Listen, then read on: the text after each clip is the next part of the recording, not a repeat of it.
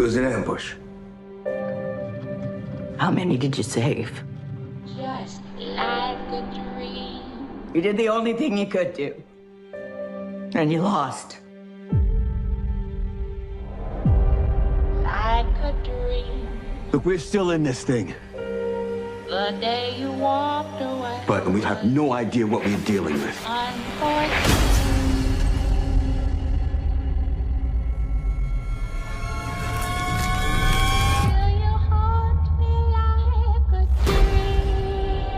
Things are getting worse around here, aren't they? Boyd, we're out of food.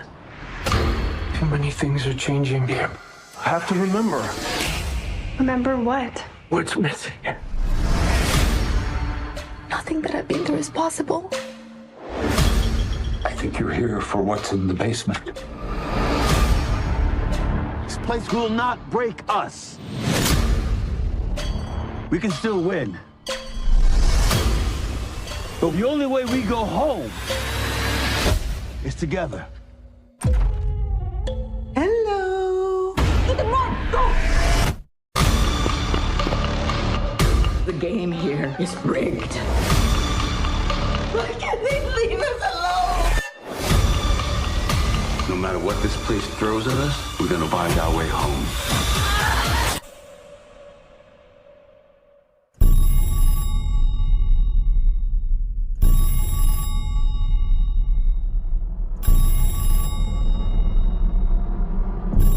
Everybody just talks about how afraid they are of dying. Well, I don't think that's the worst thing that can happen to you here.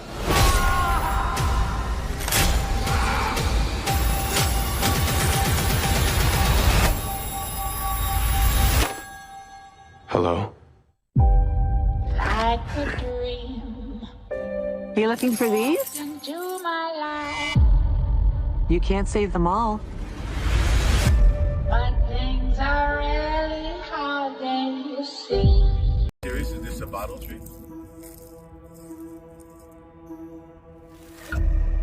Okay, look, it's getting dark. This is crazy.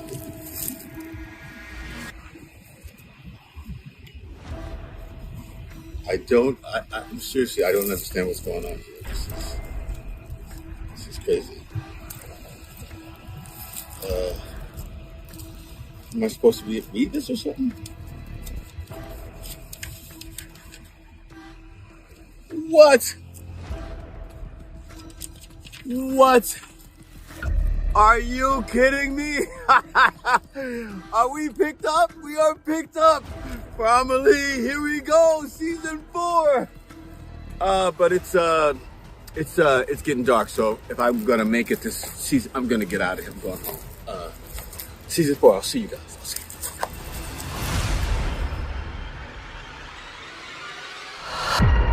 you. Your wife shouldn't have dug that hole, Jim. Welcome, one. Welcome all to the Season 3 finale live discussion from Revelations Chapter 2.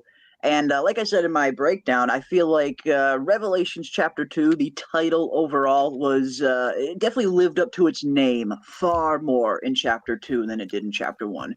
We got some definitive answers to things we have been waiting a very long time to get answers for. Some very interesting new mysteries set up for Season 4, along with the awesome confirmation that Season 4 is a go. So here we go, guys. I feel like this was one thing we were wondering heading into the finale. Are they going to give us enough to chew on? Will there be enough to kind of dive into to keep us busy while we wait for Season 4? And I must say, I was pleasantly surprised with this finale and how much they actually did, decide to reveal, and how much we really do have a lot to chew on heading into this 4th season. So I am super satisfied. I really enjoyed the finale, and I am pumped for Season 4 now, guys. Yeah. I'm wondering if when we do the rewatches, no matter how we divide the season up for the rewatches, when we get to 9 and 10, it'll almost certainly, even if we have other episodes, if we do 8, 9, and 10, or just 9 and 10 by themselves, taken together as almost like one extended episode, I think Yeah. 10 will elevate 9 for sure, and it may elevate the entire season. It definitely lifted. They definitely finished strong. All in all, I think they gave us a lot. They answered a lot. Left there's still a lot of questions. They definitively answered a few things and definitively dismissed a few theories. So I wonder if in the 18 months that it's going to be till season 4, if we can like focus our efforts or like the mental brain power and stuff into onto paths that are going to be a little more likely to bear fruit rather than because at the end of 2 we didn't really have too much, so there was a lot of single data points without a second data point to connect, so we didn't have a line, we weren't going in a direction, people were just going off in every different direction, and there's nothing wrong with it, of course, theory wise, but now things are narrowing, at least the scope of the show. We definitely know what some things are, and we definitely know what some things are not. So I think we can really kind of I think our predictions will be a little more accurate too, because we at least have a sense of what the showrunners have in store for us. But it was definitely neat, and this was a very calorie dense episode as far as answers and stuff. And I was wondering how they were going to pull that off, and I was skeptical that they could, especially how I felt 9 was somewhat of a letdown, really. So when they got to 10, I was like, can they really do this? How are they going to do that? I thought they had way too many people, and I still think, I mean, in my mind, it's a whole world of coulda, woulda, shoulda. And what would I have liked to have seen? I would have liked to have seen a lot of these dialogue pairs, a lot of these characters and stuff getting a lot, like maybe double the amount of screen time with half of the. I don't know. I mean, I would have liked to have seen it divided over these 2 episodes a little more evenly. It seemed like they packed a lot into this final episode, but taken individually, episode 10 was a pretty strong episode and pretty satisfying and really pretty as as far as a season finale too. Knowing that we're going to be stuck, for, they said 2026, so I'll just say 18 months, maybe. I don't think hopefully it's not going to be 18 months. I certainly hope not. I know, but like, yeah, I mean, it'll be, well, 12 will take us to November of 25, and they said they ain't coming until 26. So it'll be, 14 months, 16 months, maybe. I mean, if we're very lucky to get a springtime.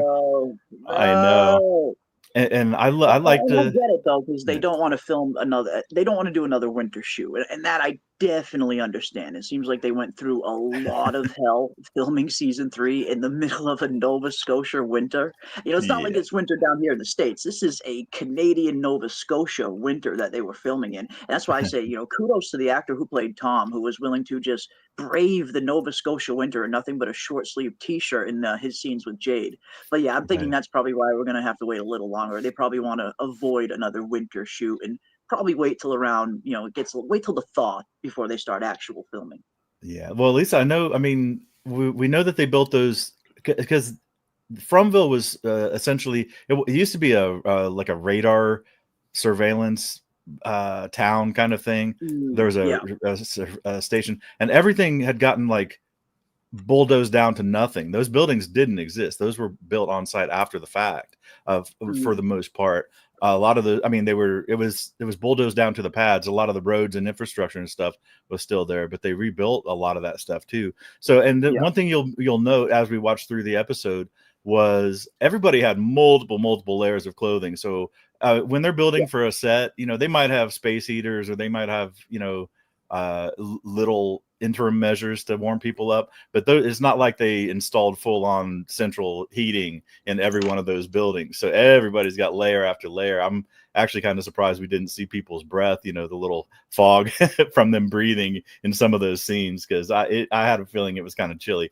Look how Sarah's dressed with friggin' tons of layers. I think Boyd got off easy. I mean, that's why he's always wearing that sport coat, that jacket thing, because man, I have a feeling those guys were a little bit on the cool side while they're filming. Oh, it was. Yeah, I mean, and the actors were even like mentioning it that there were some days where filming just got completely shut down due to the conditions just being too bad to even shoot, from wind, snow, rain. Like they really went through the ringer filming during winter. So again, I understand why they want to wait for some warmer weather to come around before they start filming again.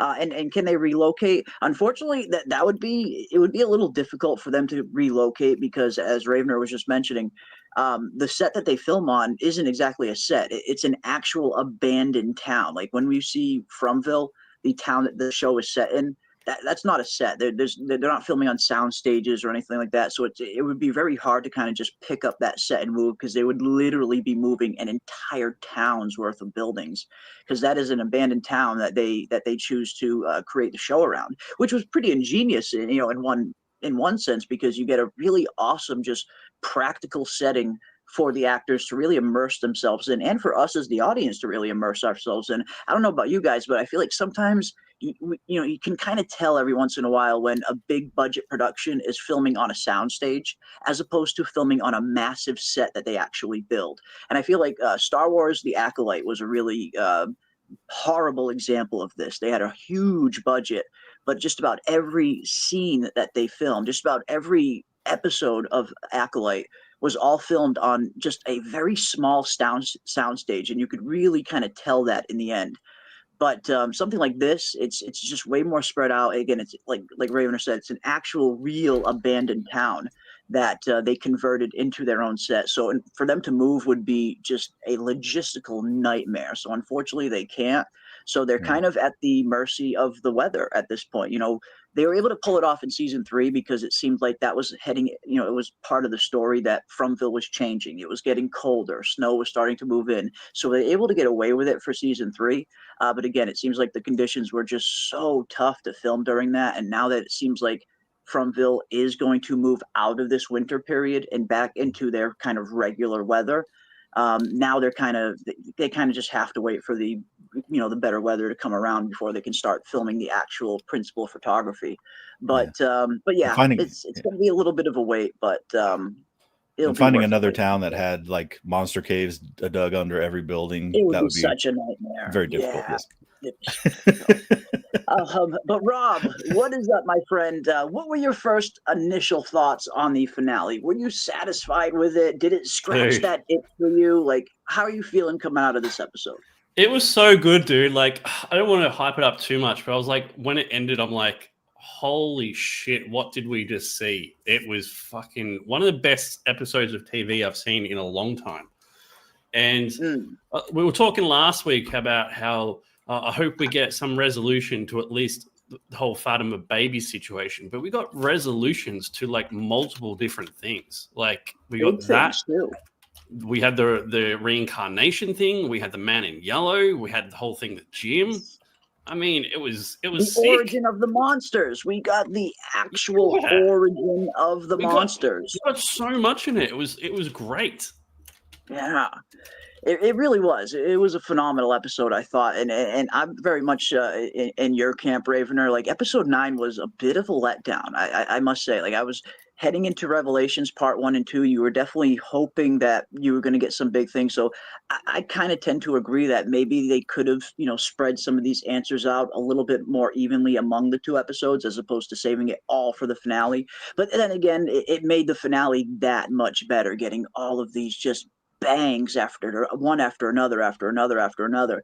So I guess my first question to Ravener and to Rob and to each and every one of you guys in the chat as well: what was your favorite reveal that you got in this finale? Not in just the finale, but in season 3 overall as a whole. Because we got some interesting answers as the show was going on. We got some origins for the faraway trees. We got some origins for the monsters.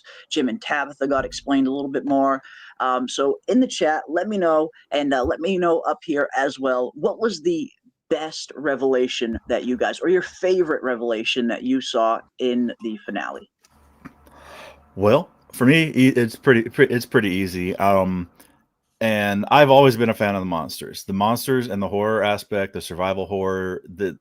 Mm. The episodes where those were the focus, the nighttime episodes, the episodes where people were running, where there was actual peril, where it was immediate and urgent, and we weren't being shown it from, a mile away and getting time to process it when we're there in the moment and our hearts are pounding and where we don't know what's going to happen, and there's narrow escapes and then there's narrow not escapes. Those were always the strongest episodes. The number one thing between season 2 and 3, what do you want to see more of? I was like, make the monsters great again. I didn't like how they were kind of sidelined, and I understand it, but I didn't like it. In season 2, the entity was established as the big bad, but the monsters really did take a back seat. The menace wasn't there. Their power wasn't really there. Their scariness wasn't really there. So the season, when they started episodes 1 and 2, that they were awesome for me. I loved it because the monsters were back in. Number 4, when we saw a little more of the monsters with the ambulance arrival.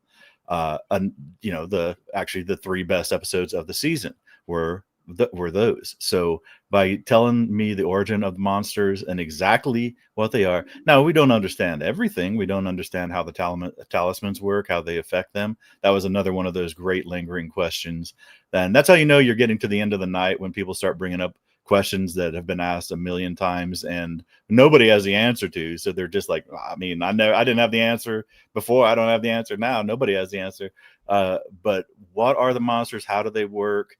All that stuff, having that finally answered definitively exactly how it happened, was super, super cool. And kind of coincidentally, it actually tied up the little string from early on in the season where Boyd was, wanting vengeance on them for killing Tien Chen.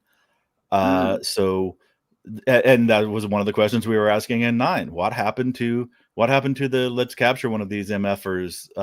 That plot line just completely abandoned. Well, now we know it would have mattered in the first place. You kill one and another one comes back. So, there was no real reason for the writers and showrunners to pursue that plot line, that thread, when they already knew that it was going to be tied up with a bow right here in number 10. You can kill them. I feel like capturing one and killing one could have been 2 different things, though. But realistically, if he had captured one, what was his goal? To torture it or interrogate it to find out what works to kill them? That would have been what are you? How do we kill you? A little moot at that point. So you do make a good point there. That was the thing. What do they do now? Like they can't fucking fight back. Like, Boyd sees Smiley coming back. I have to imagine that he's going to kind of put 2 and 2 together. What do they do now that they can't fight back against these things? That is the biggest thing that we need to, and the fans need to, theorizers, everybody needs to bear in mind as we go from season 3 to season 4 is as of right now, as of where we are with the cliffhanger and everything else, Boyd doesn't know anything about reincarnation. We know about the reincarnation. Now, how much Tabitha and Jade are going to communicate to Boyd and to what extent he's going to accept it, understand it, and be able to use that in his planning for the future. But right now, a lot of these things, there's still a bunch of information that either pairs of people or individual people have. Boyd's still peeking out around the corner in this cave, so he's going to have to tell everybody what he saw. Well, do you think they even put it together? Like, do you think Boyd and the town, because you make a good point. We as the audience, we have a much better point of view because we're getting to see all of these storylines happen, whereas the characters on the actual show, they're very limited to only their storylines unless they get communication from other people in the town. But we have that unique POV as the audience that we get to see a lot more than the characters do. So we know they can't fight back. We know that killing a monster will only beget another monster. But do you think Boyd will put that together just by seeing Smiley here? Yeah, I think he'll figure it out. He's pretty switched on. What other option is there for him? It is a little weird. He's seeing the monster that he literally just killed, a few weeks ago. But again, having that unique POV, like you mentioned, Ravener, Boyd knows nothing about the reincarnation and this whole cycle of repeating over and over again. He's only seeing Smiley come back. So is he, just based off seeing that, going to be able to know that, holy shit, we can't kill these things because they'll just come back? I mean, he could assume that just by seeing this, but there's a chance he might not. Right. And I think he's got a whole other set of problems. And I think I would be surprised if they don't explore that in season 4. Because they've tried to break him by taking away people that he loves. But I think the breaking of Boyd is still ongoing, and I think that it's multifaceted. I think there's like multiple prongs to it, and some of them are not working. I mean, they tried breaking him by killing people that he loved, like Tian Shin. They almost got his daughter-in-law and grandson. Now Boyd's Smiley's grandpa, which is crazy. So crazy, man. So crazy. We're getting into House of the Dragon territory now.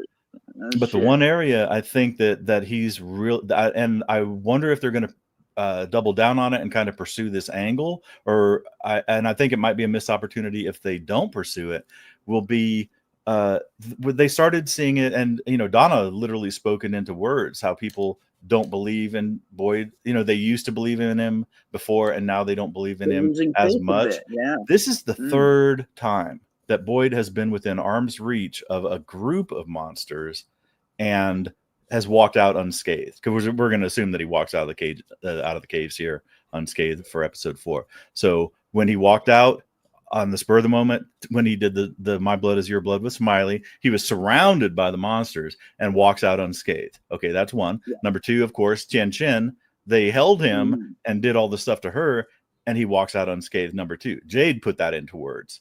Why are you still here? And then it'll be the third time. So you're telling me that you're down in these caves, you watch this Smiley come out of this membranous sack of whatever, they're all standing around there, they look you square in the eye, and then you're walking out of here alive again. And the thing is, somebody, and I don't know who it'll be, it might be Acosta, it might be random Colony House resident number 7, but it'll be somebody will say, why the F are you so special? How is it that you get to go tell us, Boyd, explain it to us, who, like we're 5 years old. Tell us why you're so special. Why do you get to get this close to these things, surrounded by these things? You're within, and let me add the fourth one. It was the ambulance scene. They could have got him on that scene as well. So there's 4 times now that they've been within arm's reach of him. I mean, he can take car keys out of her hand. I mean, we know they have short range speeds, burst speed. They could have got him if they wanted him then too. So all these times, run now too. And that question, somebody somewhere is going to ask that question. Why are you so special? Explain it to us why you're so special.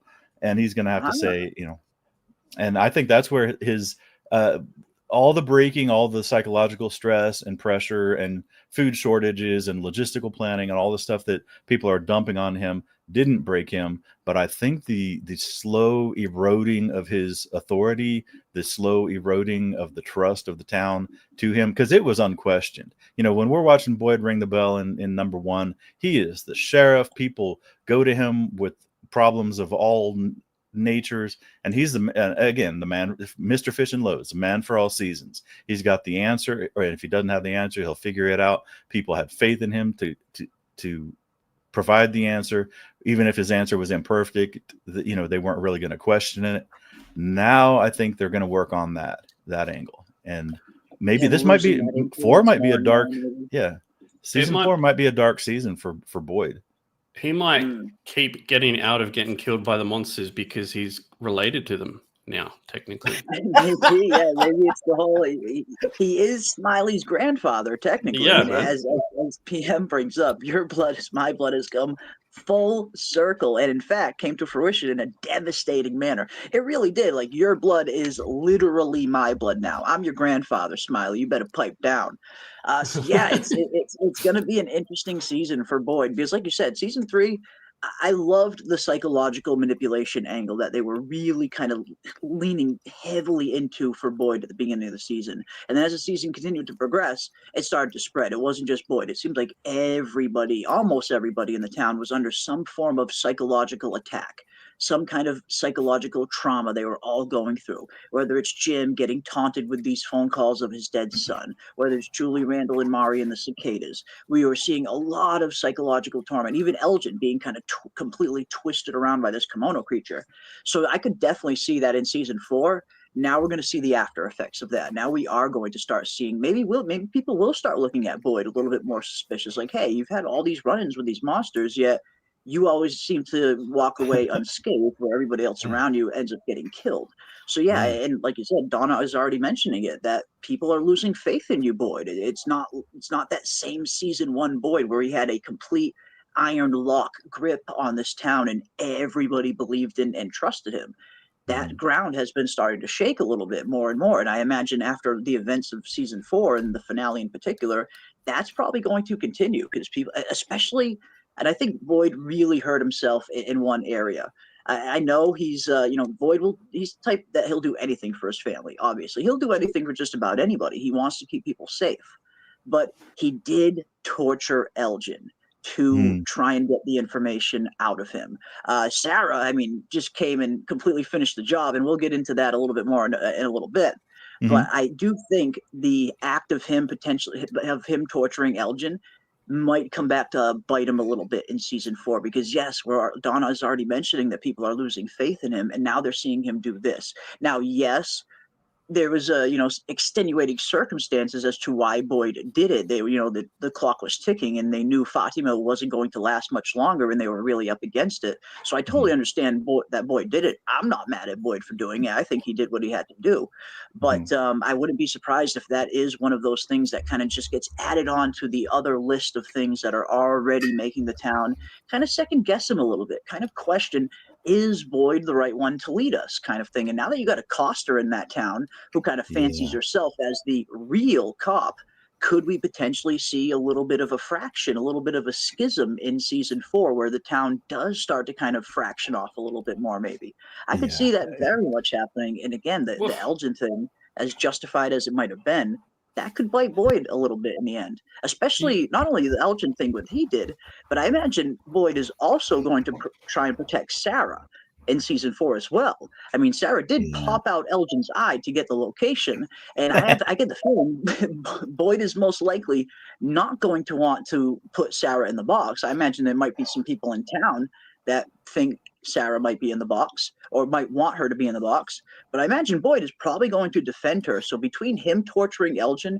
and defending Sarah, who popped out his eye, that could potentially come back to bite him on top of everything else. Not to mention the fact that his daughter-in-law just gave birth to a monster. I mean, that's not going to go down well with the townspeople either. How do you explain that? No, I think the only thing saving them is the fact that she was snatched up out of that cabin by Elgin before anybody figured out that Boyd was the one instrumental in hiding her in the first place. I wonder, the one way that they would be able to tie them together is if they do go out to that cabin at some point and find the supplies that Boyd had brought to Fatima. And then link that to him, and like, well, how the hell did these supplies get out here? He covered up the Tilly murder too, which could come back to bite him. And who knows? I mean, it might be Elgin that rats him out. It might be spirits that rat him out. Somebody somewhere will have to like flat out say exactly what happened for him to get, because right now he's gotten away with it. It seems. I always thought Randall was going to be the shit stirrer, the separate faction guy, and now it looks like Acosta is going to be the one that's going to lead the anti-Boyd faction, or the doubting Boyd faction. I wonder even if Randall's even going to be interested in doing it at this point, because he seems to be up to his eyeballs in his own concerns right now. But it'll be interesting. I'm sorry, you know what? I went off on a huge long tangent. We never did. What was your point? What was your favorite part of the episode, or the biggest reveal? I circling all the way back around. Just quickly, like, it's going to be interesting to see next season what happens to Elgin. Like, now that the fact that he's gone through all this, believing he's done the right thing, and it's given birth to a monster, and it's going to be interesting to see how he reacts. My favorite part of the episode was when Sarah took out his eye. That was awesome. Yes. I really liked the moment between Henry and Victor at the gravestones. That was beautiful. That was my favorite scene. Ultimately, was the getting the information about the reincarnation stuff, which is just like, because I mean we've all kind of skirted around it, and I wanted to ask you guys: is it technically reincarnation, right? If you are born, have a life for 40 years, and then remember your previous lives. Is that reincarnation, or is that something else? I mean, that's what reincarnation is. So. I think it would. I think it would constitute as "quote unquote" reincarnation. Yeah. And I think there's more. Like with reincarnation, aren't you like die and then you're reborn again as yourself? I mean, as your person. As a person, them remembering their past lives kind of negates the reincarnation, like the fact that they actually, like Tabitha actually remembers now that she and Jade were one of the original parents of the Onkui children. So you think the fact that they know that maybe doesn't make it reincarnation? I think it still does, but no, it's an interesting concept. I just think that the fact that she's had 40 years of life as a separate person and now remembers her old life, it kind of feels like two different things to me, but I think I'm the only one who feels that way. So that's cool. Yeah, well, at least as far as they were setting that up, though. I mean, at least as far as how reincarnation works in this world, because Jade was the one that was saying it about how she never had a chance or whatever, because she was having these her nightmare about being a little girl around the stones or whatever. He said you never had a chance. You were always destined. So they did. They and that's what we have to reconcile ourselves with. And I would have doubted it, or I would have tried to think my way around it, but they flat out told us. I was like, they flat out said, she did. Tabitha was born and she went to elementary school, high school, met Jim, blah blah blah, lived 40 plus years of life, but she was always destined at one point or another to arrive here. And there's a few just people. Like I mean, yeah, Jade got to echo Christopher. Tabitha got to echo Miranda, and I think Elgin's echoing Blood Skull, the guy that was drinking the blood. And the Civil War soldier dude as well. I've been seeing that go around a lot, and I don't know. I guess I'm just not 100% sold on the Elgin being the skull guy. I mean, as far as we know, the only thing they have in common is they both have one eye. So, and I guess I need to see a little more on that one before I'm fully convinced. Pretty characteristic feature. It is a pretty. But still, I mean, I feel just me personally. I need a little bit more to go on than just them only both having one eye.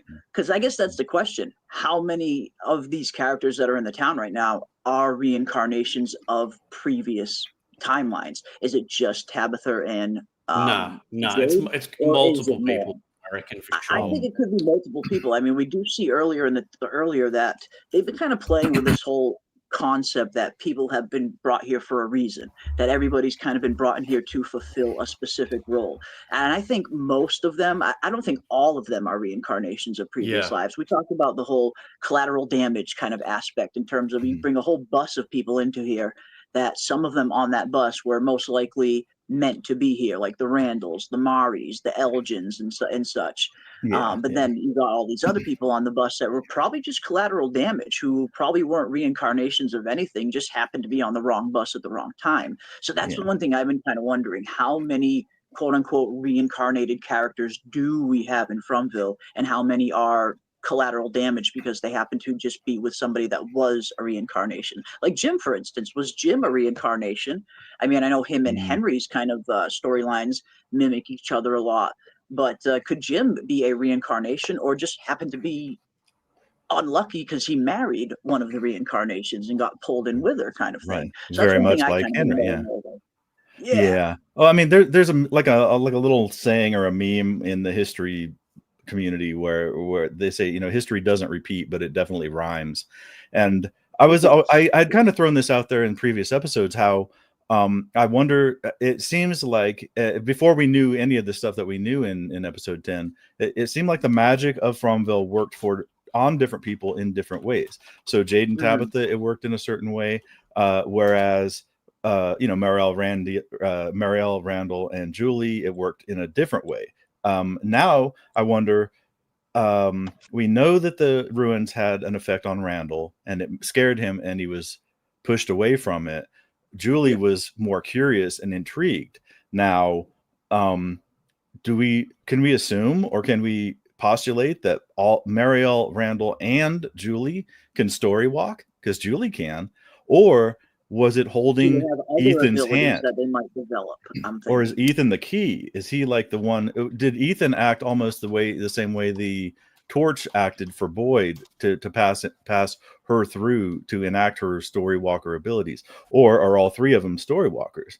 That would be interesting to see. A good question to have, to see if there's any there. I'm not really sure. Are the three Martin and his two companions? Are Marielle, Julie, and Previous Randall? versions of Julie, Randall, and Mari. Yeah. And then I was wondering that too. But the only thing that I think of, that the only thing that drives me into a wall thinking about that is the worms. Is how Martin seemed to be unique and specific where he was housed with those worms. Although, could it there have potentially been something if Julie, Randall, and Mari were kept in there for long enough? Would they potentially have become vessels for the worms at the start of a new Right. cycle kind of thing? So Right. maybe they could have been replacements. Right. Um, Or they took three of them just to torture him for whatever reason. They got tortured, and they only needed to put the worms in one of them, and that's why Martin got his unnaturally long life. And that's why the other two Yeah. chained up next to Martin were corpses, both in kind of different stages of decay. Or maybe the vessels break down after an extended period of time and it has to move from one to the other. It Okay. seems like the worms were the only thing keeping Martin alive at that point. But how long can only the worms sustain a human body, I guess, before they need a new vessel kind of thing? So again, they've given us some really interesting answers, but we still got tons of questions and a bunch So of good. new questions to ask heading into season 4. And that was one thing I'm really glad they did. They gave us a lot, yes, but they didn't give us too much. That's always one of the main reasons why I've never been in a huge rush to get all the answers. Because once you get all the answers, the show's over. The magic of the show is over. This show is very, one of the funnest parts of the show is theorizing. I mean, I love the human element, just as much as the mystery, if not even more so. I love actually just seeing the individual journeys that these characters are going on. But I mean, you can't deny the mystery is a huge draw of this show. So I'm glad that they gave us a lot to chew on, a lot to kind of ponder, but they also left plenty of room on the board for us to maneuver in terms of theorizing. But like you said earlier, Yeah. Ravener, I do think heading into season 4, our theory crafting is going to start be able to get a little bit more accurate because we do have some of these definitive data points. So now we can kind of base our theories going forward off Yeah. things that are actual fact and not just kind Yeah. of evidence of things that we've been seeing. Here's the biggest one, and this is the one I think it gets dusted aside a lot, is dates. They were never dates. They are not dates, and they never were. The fact that we saw a Civil War soldier and we saw the number 1864, complete red herring. Yeah, completely coincidental. 1603, and we saw somewhat pioneer, or early colonial era. You think that's all a red herring? They flat out told us they're fucking musical notes in sets of 4. What about the lighthouse numbers, though? Is that the same? Irregardless, same thing? I don't know. I don't know, man. Yeah, well, we saw them. Yeah, we did. Are the numbers on the lighthouse? Because we do know 1864 was on the lighthouse and in the bottles. I mean, could that just be a coincidence, or could they be separate? Could the numbers in the lighthouse actually have been dates, where the numbers in the bottles were just musical notes? I suppose that could definitely still be up for debate. Yeah. I don't know myself, but like you said, Ravener, the ones in the bottles definitively are not dates. We know that they are definitely music notes. But there aren't even numbers in the lighthouse. That was all in her dream. Remember that everything we saw at the lighthouse was in her dream. We didn't see the numbers when she was walking there. Like when we physically go there, will they even still be there? That's a good point, because we do have to kind of differentiate vision from actual travel. Because when Tabitha was actually walking up those stairs, we didn't see any dates carved in any of the walls. I mean, maybe they just didn't show it to us, but us as the audience, as far as the only thing that we have to go on is that we didn't see it. But no, let me dive into the chat a little bit though, because I want to Yeah. hear from you guys. I know I asked earlier, so I'm going to ask again since the chat has been scrolling up a little bit. What was you guys' in the chat? What was your favorite reveal of the finale, and not just a reveal, like if or even just your favorite scene? What answer that we got in the finale did you guys like the most? That has you the most intrigued heading into season 4? What was your favorite reveal of this finale, or again, maybe just your favorite scene? Let me know down in the chat. I did. And I again, did really like the fact that the violin was playing when was it Boyd walking in the caves at the same time? yes, That was cool, man. It worked so well. Yeah, yeah. Just a little detail like it that was is just really nice. And they had the Jade playing the violin alongside of Fatima giving birth, but then the actual score with the accompaniment was like the actual prepared score of Jade's same tune was being played while Boyd was going down through there. You're exactly right, man. It was so well it just edited and fit. so well put together. Yeah. And that's one thing I must say for season 3. Like, and not that it was bad in season 1 or 2, but the score and the music in season 3 has probably been the best music that has been on the show. Yeah, like it's always one thing I really like to look out for. Is a really good score. Nothing gets me into a good scene like good music following it up. This is why I loved Lost so much. Lost had one of the best scores that I've ever seen in TV history. That was one thing I noticed in season 3. They really stepped up the composition for some of these scenes, where some of the scores just fit these scenes so well. Like even back in episode 7, when Elgin is just starting to go dark, and he's taking his blood and putting it into the jar and stuff. Every time we have an Elgin scene in that episode, there's this kind of dark, low, ominous music playing in the background, almost kind of indicating to the audience that he is kind of taking that turn to the darker side. So I must say they were very intuitive with the score in season 3, way more than they did in season 1 and 2. Like some of the scores just fit these scenes, like especially looking back in hindsight, some of these scores really fit the mood of the scene and where the scene was going incredibly well.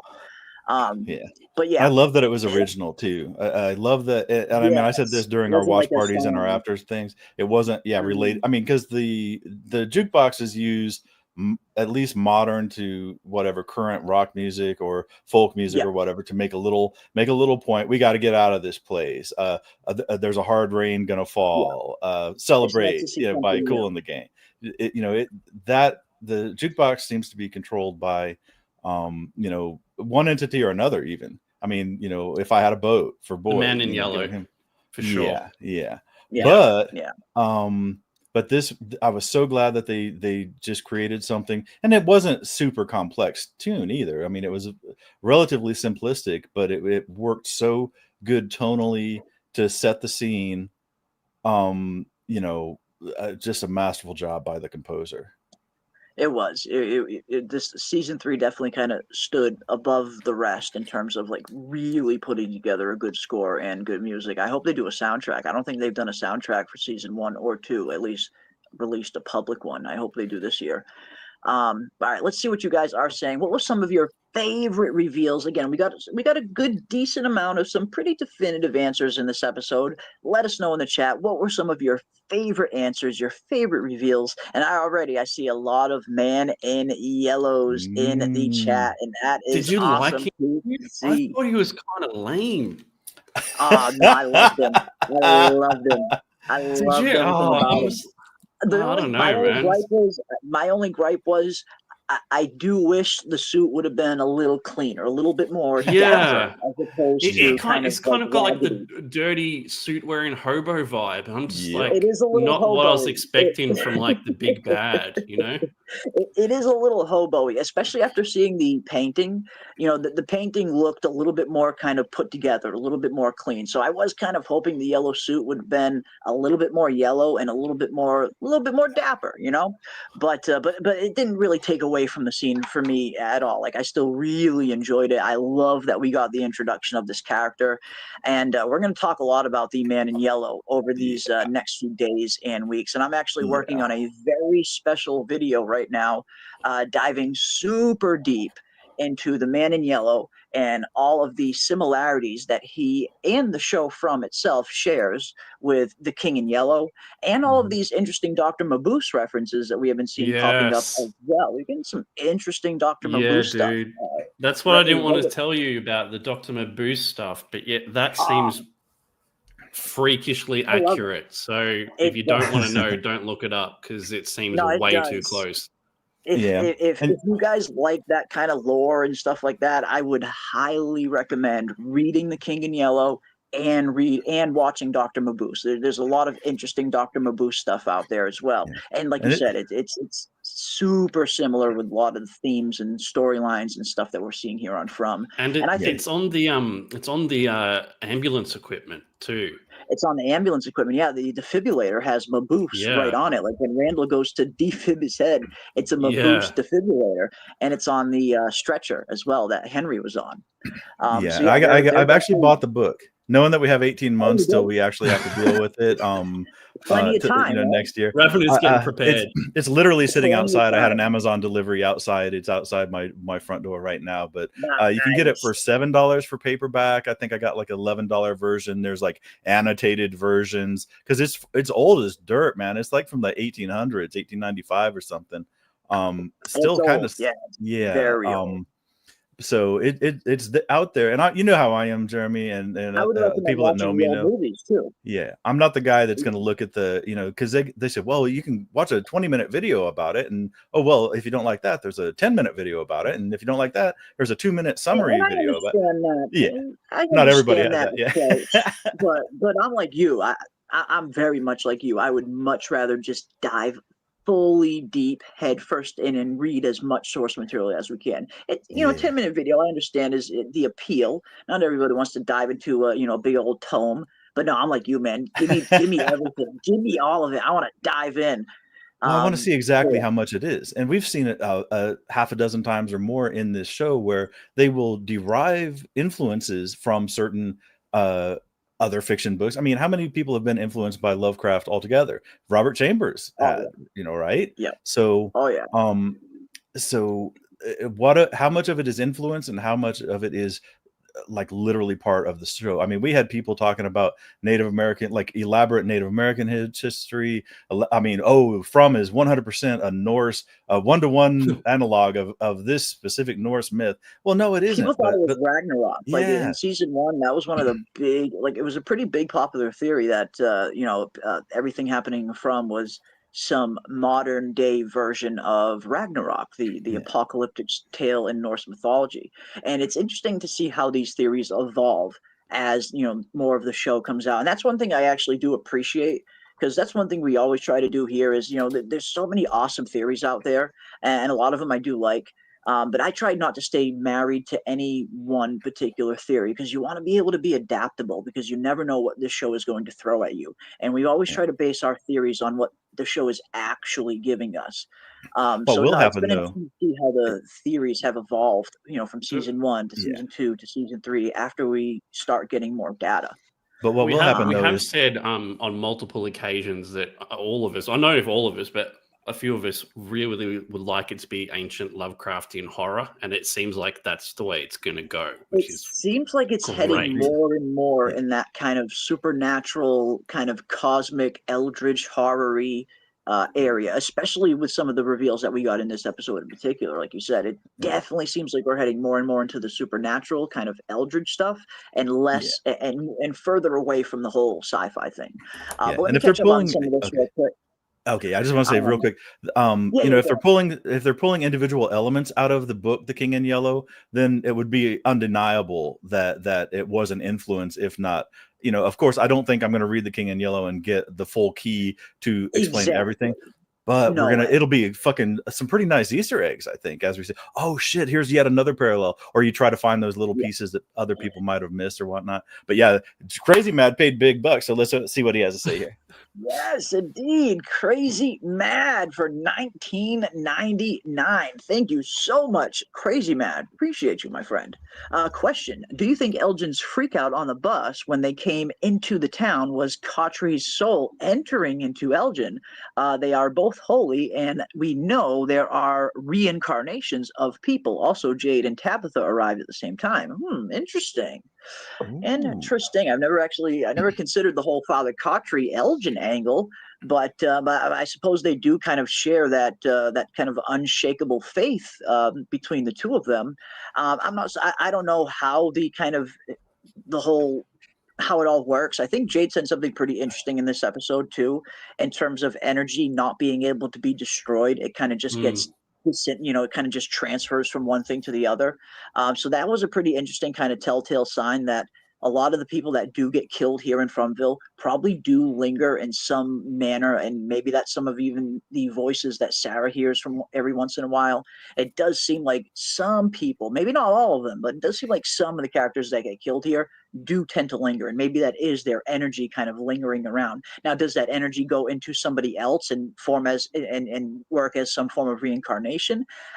I'm not sure. I don't think so personally, but I guess you never know with Fromville. I feel like anything could be possible at this point. There's still like just a world of possibilities.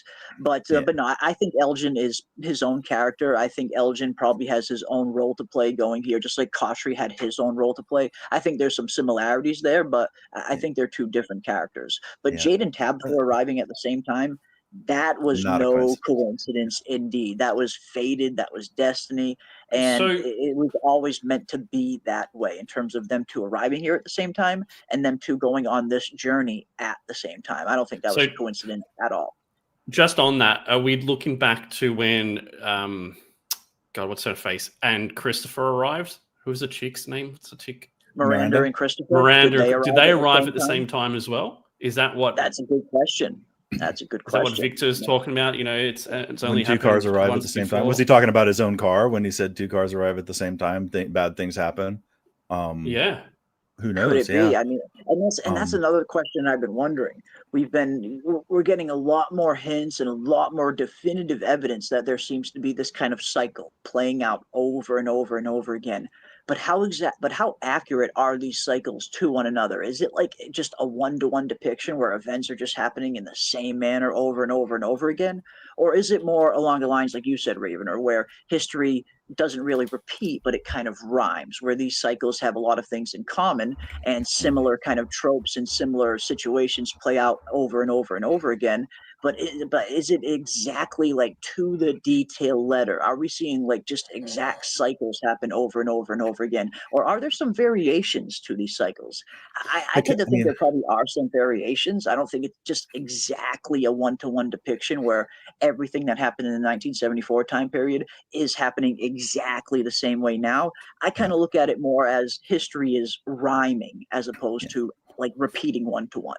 Yeah, and I think the energies are tied to Fromville, but I do think all these people still have free will, except in certain. It's like almost like a limited free will. Like what do you say? Aristotle got it wrong. Like people do have free will, and people do determine their courses. So, and it's so funny that a lot of this does get tied up in 10, because we had talked about this in previous episodes where.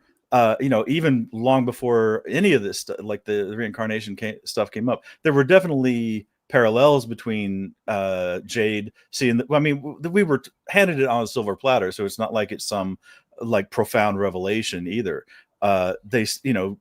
Christopher saw the symbol, Jade saw the symbol. Christopher was less able to process the information or do anything with it. Jade was a different person. He had different experiences, different mental capacity probably, and was able to approach the problem and seek a solution, where we flat out saw Christopher reject. I mean, it seemed like we literally saw a scene where the boy in white was telling Christopher what to do, and he was rejecting that solution. If we're taking the boy in white's words, Victor's memories of the boy in white's words at face value. And that's why the boy in white got so pissed, because he's like, I literally did, he's and to answer Jade. Jade was screaming to the skies. why don't you tell me? And the boy in white literally just told Victor the previous episode, I did in the past before. I did tell and he's you, kind and of it pissed. ended with all of you getting slaughtered. So now you But guys got to figure it out your own self. yeah, but So, to I answer can see Crazy that. Mad's original, the first part of his question, for me, metaphysics is all of what you want to. I mean, the writers can write it however you want it to be, but at least for me, reincarnation doesn't require the first. You might be the first person has to be dead, then you're reincarnated as that person's energy later. If you believe in that kind of stuff, the first person has to be gone, then the energy goes into another person. To go into a living person like Katri into Elgin would be almost akin more like to a possession. And we know kind of that kind of stuff works a little bit with Sarah, but as far as like a direct one-to-one where he becomes like for Elgin to become Katri's reincarnation, the same way that Tabitha is Miranda's or Jade is Christopher's, I don't think it works like that here. But again, it's fiction. They can write it however that they can make they made rules. They have fucking Elgin or they have Ethan just sitting here writing rules about how story walking works, and it's like, man, you just that was they did it a few times, I think, in this episode where they just literally lay it out there in exposition. They tell you exactly. They tell us instead of showing us. Same thing with Fatima's reveal. at the end. Realistically, Fatima's reveal of the nature of the monsters isn't anything. She just fucking laid it. She laid the answer out in 3 lines of dialogue and told us, everything we had been guessing. But it's like, oh yeah, I had a vision, and this is exactly how it works. A, B, C, D, and now we're all happy because we now know A, B, C, and D. But realistically, they just wrote that in there, and now we got Ethan sitting there like, oh no, you can go. A story walker can go back to any point in the story, but they can't change it because but it has to be after it's been written. It's like, okay, so you're laying down the canon, you're laying down the law of the world, but there was a little, I would call it efficient storytelling, but it's also a little ham-handed. They're not. It wasn't much of a reveal when they leave us all dangling for 3 friggin' whole seasons, and then they're just like, oh yeah, by the way, type, here you go, and here's your answer. And I did actually get a lot of comments in my comment section, particularly to the Tabitha and Jade reveal of the reincarnation. A lot of people were echoing a similar comment in terms of they wish that we would have gotten to actually see a little flashback or a vision of the original timeline, like actually see Jade or actually see Tabitha seeing it in their mind, remembering that they were one of the original parents, actually getting a glimpse of that original time period, as opposed to it just being exposition and just being told. So I actually did see a lot of people in the comment section echoing what you just said. I don't mind exposition every once in a while, but I would prefer to kind of see it as opposed to hear it. But I'm just glad we got some answers. But I did hear some other people saying similar comments that they wish we could have seen a little bit more and not just heard it later. Number 4 in season 4, I think we will see it. I was telling Albert Cunningham in chat the same thing, and I mean, I think we will see.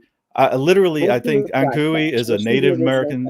Yeah, we're gonna see a naked Indian walk out of the forest, say with a feather in his head, like a stereotype. It's a fictional word of a fictional tribe from a fictional time, and Ankui is a part of a fictional dialect, and he'll literally just say Ankui, and it's up to all the descendants to have lost the understanding of what that word meant, because they were running the translation of it over the years.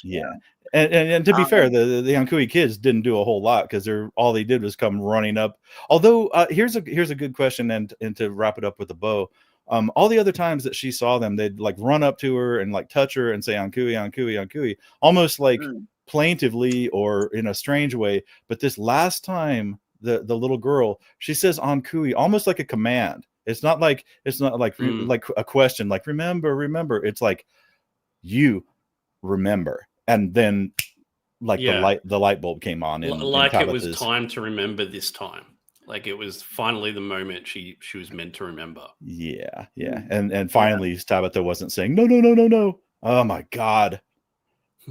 It's Yeah, well, I agree. I think you're right. I definitely think, again, we got some decent answers through exposition, but I do think when we get into season four, we will actually start to see some of these visions or flashbacks of this original time. I mean, they have to show it eventually at some point. They can't just not show the original parents. I imagine at some point we'll see the monsters when they were still human, the sacrifice, everything, how the sacrifice actually happened, who manipulated them into doing this sacrifice, which I think it could potentially have been the man in yellow who orchestrated this whole thing. Maybe he was the one who convinced the parents to sacrifice their children and promise them immortality, but really the immortality that he was promising them was this cursed immortality that they are now, these monsters.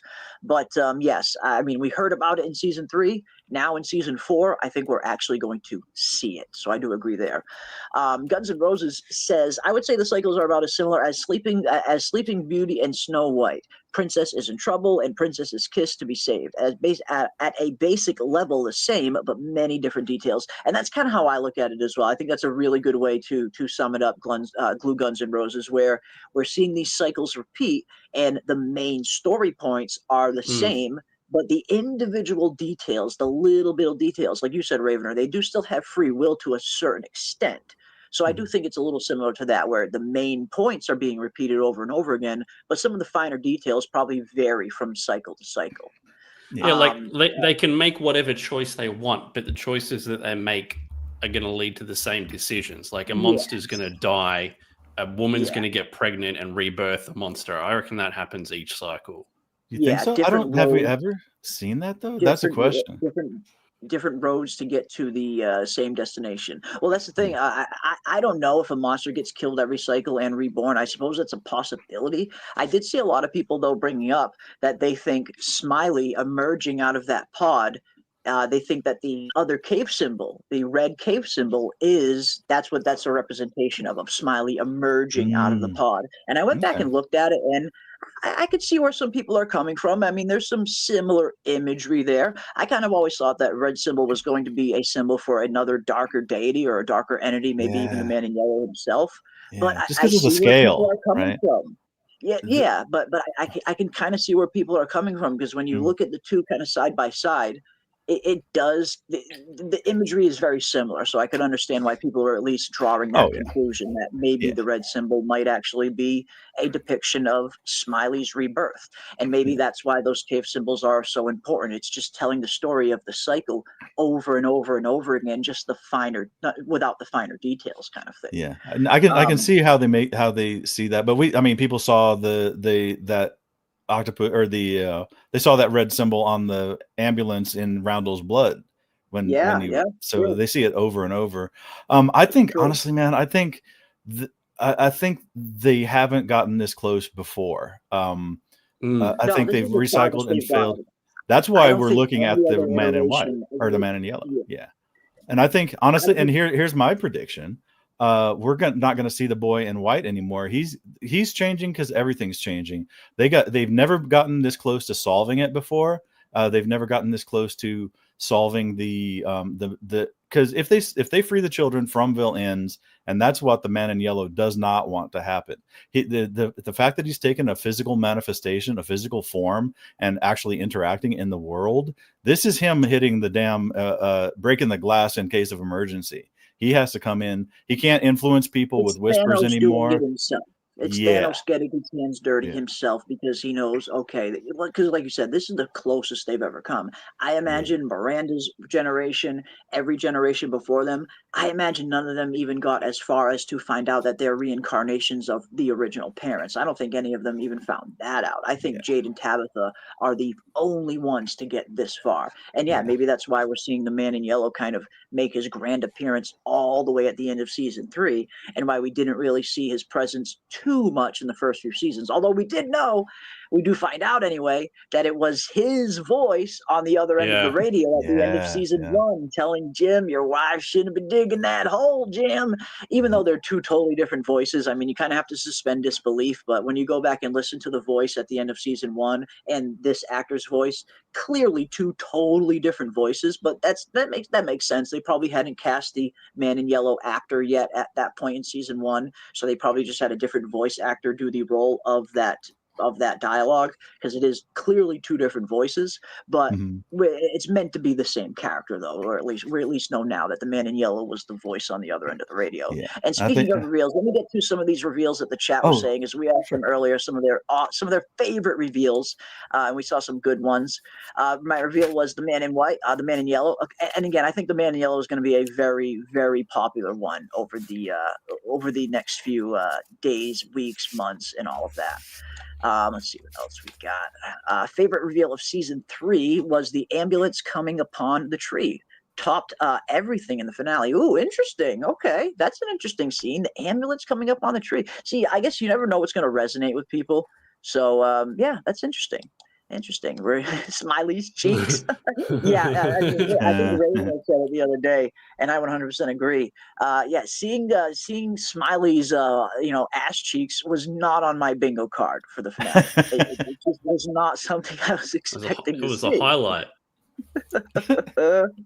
Let's see what else we got. Julie being a story walker. Yes, that was another interesting reveal. And again, I think Julie was one of those characters who, relatively had a kind of small role on the show, not a major role, but now, I mean, seeing the ability she has, and after seeing this scene in particular, and that at some point we're going to see a future version of Julie travel to the past to try and save Jim from getting killed by the man in yellow.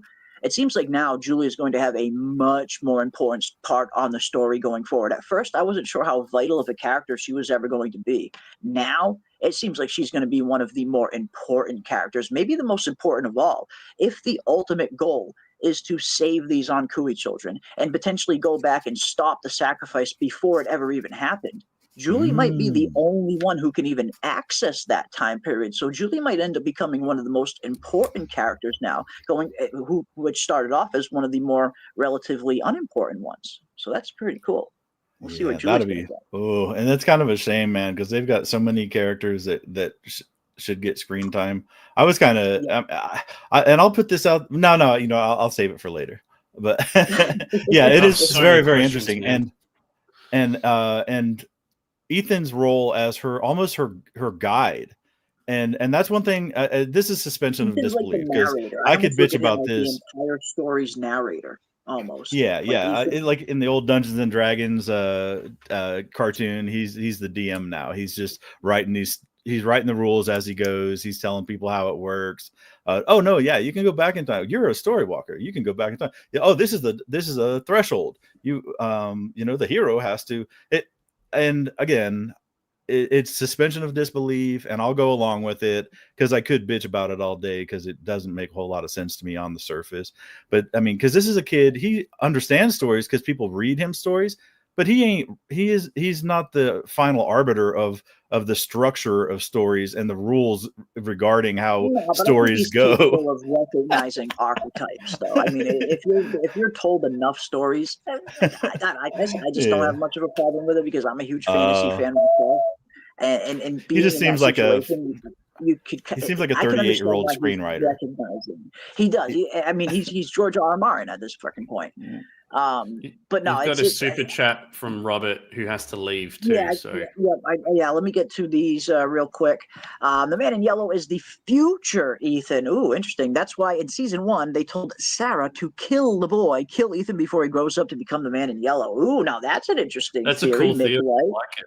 That is a pretty cool theory. I kind of like that because we always have wondered if quote unquote kill the boy was referring to Ethan or if it was potentially referring to something else. But maybe it was referring to Ethan because they were afraid of what he was going to turn into. That's an interesting theory.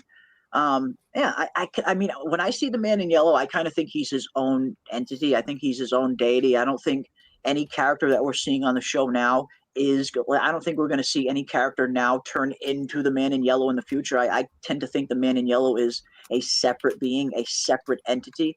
And I think the man in yellow might have even been the one who convinced the parents to sacrifice their children in the first place way back when in the original timeline.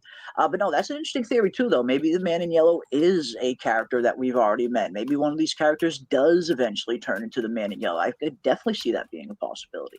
And thank you so much, McLeod, for the for the $5. Thank you. Robert Saunders, I know you got a dip. Thank you so much for being here, my friend. I must depart early tonight, but based on my color theory, I suspect the man in yellow is an underboss, and he reports to the Godfather in red or black. Great finale and Clifford, and I cannot wait. Fromily. Yes, thank you so much, Robert, for the 10. And that's actually a really good conversation that I did kind of want to talk about at some point tonight anyway. So I want to throw this to the chat and to my awesome panelists as well. What do you guys think is going on? Do you think the man in yellow is the main villain? Is the man in yellow the quote-unquote big bad? Or is there still some kind of big bad that has yet to be revealed, as Robert suggests? Could the man in yellow be a capo, an underboss, as it were? Do you think he's the end-all, be-all? Or is there still some other big main villain yet to be revealed? I don't know. I'm kind of starting to think the man in yellow might be the big bad. I mean, we're getting into season 3 now. Still and 2 seasons to go, though, Jeremy. I've watched. That's the thing. Only 2 seasons to go. You mean right? And one thing that the writers said heading into season 3 is that season 3 will mark the end of the beginning. If you're getting into the end of the beginning and you're now starting to head into the end and you haven't already revealed your main villain, that's a little sus. So I don't know. I tend to think the man in yellow might be the main villain. Yeah, I mean, I reckon that's a good question for a poll, dude. Yeah, well, like having watched Buffy, they did that cyclically. They'd introduce a big boss, or they went all the way up from like the Master to Dracula to whatever. But the thing is, they had a lot of time to do that in a lot of episodes. I'm guessing we've got 2 seasons. We'll be very lucky to get 3 seasons, so we're looking at 20 to 30 episodes.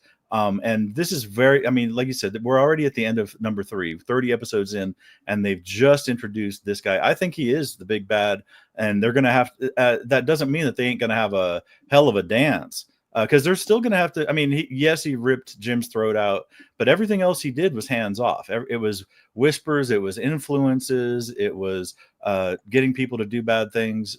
Kimono Lady is probably almost like the cicadas, maybe. Just like an agent of him, but now he's going to be hands-on. But what they need to do in season 4 is really establish his menace, establish exactly how powerful he is, how much more powerful he is than the monsters, that kind of stuff. And then they'll have a whole season 5 for the good guys to formulate a way to stop him. And a lot of it almost might be kind of a Lord of the Rings thing. It not necessarily them defeating him, but them having a goal, like the hobbits had to get to the mountain and throw. That was what it was about. Throw the ring into the thing. It might just be save the Ankhui children. That might be the actual goal that defeats him. Like he might be too powerful to just take on straight on straight on head to head. But I don't think you can kill him. Limits his power. They have to foil his plans. Yeah, that's it. They have to foil his plans while he's trying to foil their plans, or they have to prevent him from foiling their plans. And that'll be where the next 2 seasons go, I think. But I just don't see how they're gonna, if he wasn't the big boss. I mean, like Robert's saying, if there's a Godfather, that means that you've got to either dispense of this guy in a hurry, in which case it's why are you bringing him in the first place? Right. And introduce a whole other big villain on top of that with only 2 seasons left. It's just from a storytelling and make us care about it. That's the hard part, making us give a shit. Not only make us care, but like from a storytelling standpoint, especially we look at the structure of From and how they very much set things up very early on that take a long time to play out. So I don't all of a sudden see them just rapidly dropping in another big main villain on top of this guy that is the end all be all. Again, I could very well be wrong, but I'll be surprised if there's somebody above the man in yellow. I just giving where we are at this point in the story, giving how how storytelling usually goes, to introduce a villain on top of the man in yellow after this just seems a little unlikely. But again, I could very well be wrong. The man in yellow, maybe he's not the end all be all, but I tend to think he's the main villain. I think that's like what you've just said there is why I thought his introduction was kind of lame, because like he didn't really do anything that the monsters couldn't do. Like he blocked a piece of wood with his hand, threw Julie to the ground, pinned Jim against a van, and then ripped his throat out. The monsters could have done all that. Like there was no like wow, No, this they guy couldn't because is. they can't come out during the day, and he can. Oh, apart from that, was no real And whoa, he's so much more powerful than them moment for me. you didn't get the sense that this guy was above the monsters? Well, I Really? mean, yeah, but not by Come much on, though, bro. man. Like, it's not like he's throwing them through the air with, powers or anything. It was We just saw him like, for 2 seconds, and it took him one hand to completely turn Jim's throat into mincemeat. What are you talking about? This guy is powerful. dude, the Look at this monsters guy. could do that though. They could I mean, rip out a cow's throat or whatever it was. that was one thing that we Yeah, got. but they I mean, can't that come was out during the day, and they can't do half of the other shit that this guy's probably going to be revealed to do in season 4. I mean, we got to remember, this is just the introduction to this character. We got Exactly. 2 freaking seconds of him. I get the Exactly. feeling this guy is going to be very formidable, way more formidable. They established a lot. Yeah, than the monsters Yeah, will of ever course. be. he held Jim. He held Jim to the RV, and then anything impressive in that moment. That's all I'm saying. he's supernaturally strong. We know that because he was able to fucking throw Julie for a loop, not just push, but she went kind of far while holding Jim one-handed up against the thing while he was, presumably actively resisting being choked to death. Well, he didn't He was realize the that his voice throat on was the gonna other get- end of the radio. They've been Yeah. setting this dude There's a up lot, since season yeah. 1. I mean, I don't see how there's somebody else above him. But again, I could be wrong. Here's a question for you. Do you think like he just appeared at a specific time because, or do you think the fact that Jade played the Knowledge. violin unlocked I think it's a door? I think it could be a mix of Jade playing the violin, because that's one of the first things he says actually when he pops up. He's like, "Man, that Jade sure can play." But I don't know. I'm not sure if it's the violin alone that summoned him, or if it's the knowledge that they learned. Because another thing that he says is knowledge comes at a cost, which again is, for all my King in Yellow fans, a huge Easter egg to the King in Yellow. Knowledge comes at a cost. I think that's why he shows up now, because Jim, Tabitha, and Jade found out something that no other Exactly. previous iteration has found out. Nobody's ever gotten this far. Miranda never, like, maybe we'll find out differently, but I get the feeling Miranda and Christopher never found out that they were reincarnations of the original parent. I get the feeling Jade and Tabitha have made it further than any other cycle. And that's, I think, why we're seeing this man in yellow kind of arrive in such a manner he did. Miranda might have had a vision of him because she clearly, saw him in her visions through the painting. She made a painting of him, so clearly she saw him in a vision, but I don't think she ever saw him physically. I don't think there was ever a need for him to kind of enter the playing field physically. But again, they have been setting this guy up ever since the beginning of the end of season 1, with him being the voice on the other end of the radio, and then him making this kind of grand entrance now. Yes, I think it could be a mix of Jade playing the song that might have summoned him, but I think it's the knowledge that they found out. And all of particularly Miranda's paintings, Jim. all Maybe that was even before Jim she ever finding got out here. that knowledge, though, because I found it odd how the man in yellow went straight for Jim. He didn't go for Jade. He didn't go for Tabitha. It's almost as if Jim was the one who shouldn't have known this knowledge. Jade and Tabitha, they are the original parents. Jim, though, he's nobody. It doesn't seem like he's anybody in particularly special to this thing. And with the way that he comes up to Jim specifically saying knowledge comes at a cost, it's almost like Jim was the one that wasn't supposed to find out what he found out. And I think that could potentially play into what summoned him. But overall, I think it was the knowledge that brought him here. It might be too that Jim was helping them unlock clues that they couldn't figure out themselves. So he had to take Jim out of that equation. Well, Jim was the only one. Yeah, Jim was the only one making like actual strides, and we've seen this again and again. And Jeremy, we talked about this early this season and in the mid season, where when everything is cool, when people are getting people accustomed to living in Fromville, and I think, to a greater or lesser extent, the entity is fully invested in getting people to be comfortable. He probably exists because Fromville exists. He's probably made of the same material. So if Fromville ended, then the entity ends. So and he wants more than anything to survive. Even if he, as an evil guy, he has to do good things, or what appears to be good things, like provide food. They could have lived there forever. They can live for 96 days. I don't know where the monsters come in that scheme, but or other than cycling through new people.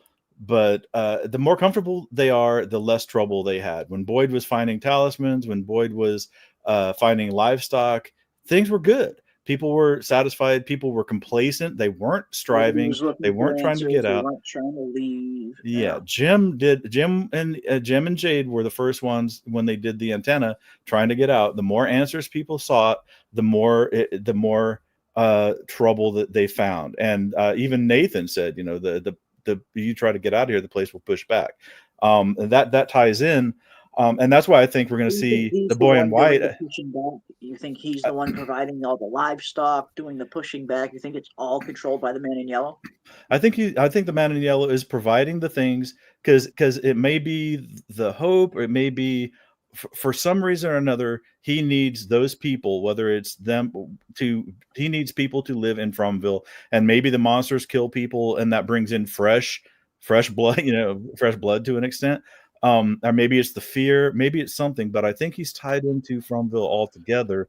And I think we're going to see the boy in white in a different form. He might be grown, the same way Sarah said. I don't think he's a little boy. He needed to be a little boy for Victor, because when he appeared to Victor, he stayed the same all the time that Victor had seen him.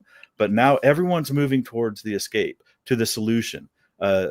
Jade and Tabitha have unlocked that. I don't, of course, I don't think it was a tune, the music tune that brought out the man in yellow.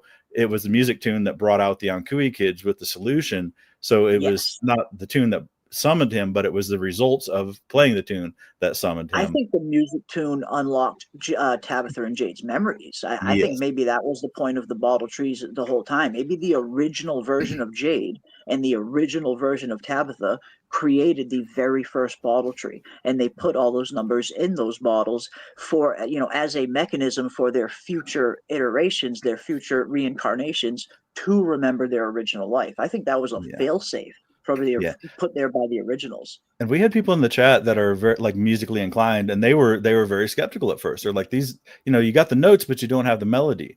And the beauty of it is, and they've done this a number of times in this show, where they'll just give you a one line of dialogue and say, because there's if you have 4 notes here and 4 notes there and 4 notes on 30 different scraps of paper, that gives you the notes, but it doesn't give you the melody. Jade just said, I saw it, and I heard the tune, I heard the music, I heard the melody.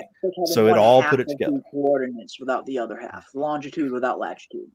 Yeah, so he's got it though, and they solved it in one line of dialogue. Jade just says, I heard the melody in my mind, so he knew what to play. He saw the notes, and seeing the notes gave him the melody. So it didn't have to be in order. He was able to put them in order because he saw it. The rest of it naturally. Yeah. So it's really good. Do you think the man in yellow is bringing people to the town, or do you think it's the children that are bringing people to the town? That has been one of the things that has been kind of split in my comment section ever since this finale aired. I've had a lot of people say that they think the Ankui children are bringing people here, that the Ankui children are specifically bringing the right reincarnations of people here to potentially stop the cycle. And I've heard a lot of people think that it's the man in yellow bringing people in. So I'm not quite sure, actually. I feel like that's a very interesting question. It might be both, honestly. I think the boy in white and man in yellow, they're opposite. Yeah, and I think they gave us a very key point here too. In this episode, when Boyd got I still consider the kimono lady an agent of the man in yellow, an agent of the entity. The monsters. Yeah, she's on similar. The side, definitely. So when and that was where that photograph, that Polaroid came from. And that's where Boyd knew. It was like, and I don't know if we know, and Boyd doesn't know the stuff that's going on with Jade and Tabitha, but what we can derive is the Polaroid showed his house that him and Abby were going to buy, and he goes, there's no boat there.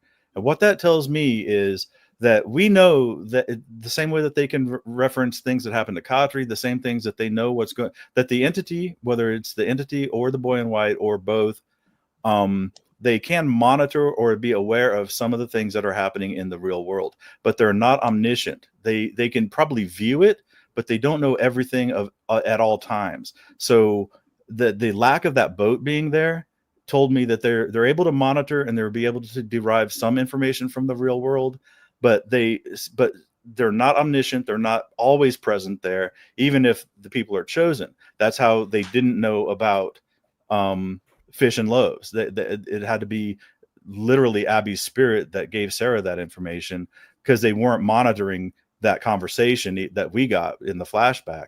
And also now the boat wasn't there. The boat would have existed if it was a actual picture of his house. The entity was able to monitor enough to get an idea of the house, but the picture was incomplete. And that's telling me that they can monitor the real world, the outside world outside of Fromville, but they don't have perfect knowledge of everything that's going on at all times. I don't know. It's kind of a strange takeaway, but no, not at all. No, it makes sense. Something seems to be at least reaching out in terms of, I mean, we saw what happened with Kotri. Something kind of got into his head and, stopped him from killing himself, told him to get into his car and start driving, and then boom, 2 hours later, he's here in Fromville. So something is at least capable of reaching out, at least reaching into the real world. Maybe they don't have a great deal of influence on it. Maybe it's kind of one of those things where they can kind of just barely reach over there, but something at least has some kind of influence from Fromville into the real world, I feel. And that's why I'm thinking, to a certain degree, the boy in white yes, sent Tabitha to the real world, so even he has some measure of connection to it. Yeah, and that's where I'm really thinking this is a battle between good and evil. The boy in white, soon to be a man in white or something else, like God and the devil. It's and the two goals: the boy in white wants to end Fromville and get these people out, and the man in yellow wants everybody to stay. Yellow wants to keep them going. Exactly, and I think that's his main motivation. He doesn't want these cycles to end. Whatever he's deriving off of these cycles, whether it's his source of power, whether it's that I get the feeling maybe it is his source of power. Fromville and these cycles happening over and over again is the only thing that is sustaining Fromville from happening. But the boy in white, yes, it seems like he's the polar opposite, the antithesis to the man in yellow. He wants to end these cycles where the man in yellow wants them to keep going. And that kind of solves okay, I'm sorry, but it does solve the infrastructure problem. Why is there water? Why is there electricity? Because the man in white wants it to be, or the man in yellow, the entity, because he wants people in here. Yeah. The nuts and bolts of it, the infrastructure, the mechanics behind it, irrelevant. They want water. The people for people to stay here. Then I want. Then I command it. He's almost like all powerful within that realm, kind of within that little bubble of Fromville. Yeah, like this is maybe he's some kind of demigod, for lack of a better term, and this is his domain, for lack of a better term. Yeah, I feel like this fucking season finale has just kicked open the door into really interesting territory where From is heading now. And again, I love the Lovecraftian influence. I love the kind of eldritch horror influence that we seem to be heading closer and closer and closer into. Hell yeah, guys, bring it on. Glue Guns and Roses says, for 10, thank you so much, Glue Guns and Roses. Ethan is wrong. If you can't reach the top shelf, you can't give canon time travel lore. It wasn't only parents who sacrificed kids. Adults in town sacrificed town kids is how I took it. Yeah, I don't think it was only parents. I mean, I feel like it can't be only parents, right? Just based on the number of monsters that we've seen alone. From season 1 to now, we've seen so many different monsters, far more than just the 13 that were down in the cave when Smiley was born. There was tons of monsters that weren't in that scene. And we're seeing some monsters that seem to be as young as even high school students. So I kind of took it as a group of parents sacrificed their children, and I think they might have accidentally cursed their entire town along with them. That's why we're seeing things like a milkman, like a waitress. We're seeing high school students, brides, magicians. Like, we're seeing all of these different weird outfits. And I tend to think that these were the original inhabitants of the town that the parents lived in. I think the parents that sacrificed the Ankui children were probably only a small group, because as we saw, there was only 7 Ankui children. So clearly not every single monster was a parent. It's not mathematically possible. So I tend to think that a group of parents sacrificed their children, and it cursed the entire town that they lived in along with them. That's why we're seeing so many monsters as opposed to only 7 Ankui children. They're clearly not all parents. I feel like that is kind of obvious. Maybe not obvious, but you reckon there's more than 14 monsters? I know there's more than 14 monsters. We've counted before. Yeah, we've counted before. Yeah. And that was just season 1 and season 2. I mean, and we got a new monster in season 3, that chick monster down in the caves. Yeah, Mhm. we've sat and counted how many different monsters we've seen, and we got way more than 14, like way Yeah. freaking more than 14, Yeah. closer Yeah. to Yeah. 30. There were 12 in the caves just at the end right there, not count and yeah, Yeah, Jeremy, 13 you was just final, listed yeah. off like 4 or 5 more just offhand that weren't there. And I'm sure if we dug, it would be even and like the coverall guy, which was previously the mechanic, like you said, he became the bowling guy because and it might have been because there's too much similarity between the yoke mechanic and Yeah, gave him a different and outfit coverall from the guy. finale. Yeah. Yeah. Yeah. It is strange though that it's more like their costumes though. It's almost not like their occupational uniforms because like, especially cowboy looks like a TV cowboy and we still have to reconcile that and find the reason why they do look like it looks like a 1950s TV cowboy, a 1950s waitress. I mean, a lot of these uniforms are very stereotypical, but then some Yeah. of it is, but I mean, the cowboys are the one that really got me though. Because I mean, almost everything else could be Yes. explained, but cowboy looks like a TV cowboy, not like a, not Well, his like a, name was Western Star, right? Like, isn't his yeah, official designation on the show, like, quote unquote, Western Star? Like, that's like the actual name that the right, show gave his character. yeah. You, How they you, have like a, you, Very weird. you need to explain your theory, Jeremy, because yours is vastly different to mine about when you think this all happened. I'm not yet. See, that's the thing. I kind of go back and forth on that because I mean we have seen a lot of evidence, at least, that points to this thing potentially being very, very old. But then we got a very interesting tidbit from Tabitha in this finale that she had been remaking this bracelet over and over and over again ever since her original self made that a bracelet the first time. And we know the bracelet is made out of bootstraps. A straight up modern day bootstrap. The bracelet is made out of. So that indicates that maybe this whole thing might not be as old as we originally thought. Maybe the monster's clothing was a bigger hint to the original, as to when this timeline originally started. Because I'm right there with you. I mean, we see the Civil War soldiers and we see all this other stuff that does potentially point to this being way, way older. But now they have introduced time travel. And when you introduce time travel, things can get very convoluted. So the time travel aspect could potentially explain why we're seeing Civil War soldiers, why we're potentially seeing, pioneer freaking dudes with one eyes drinking out of skulls.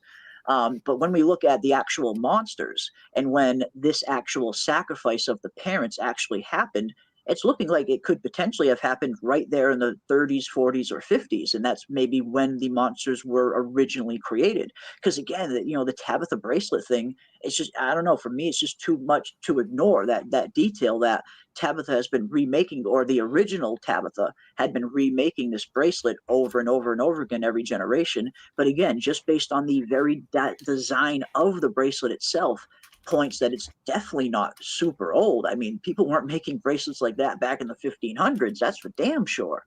So yeah, maybe this thing might not be as old as we originally thought. What do you think, Ravener? See, I would love to see how they reconcile that, though. I mean, I never understood why they were in the 1950s costuming.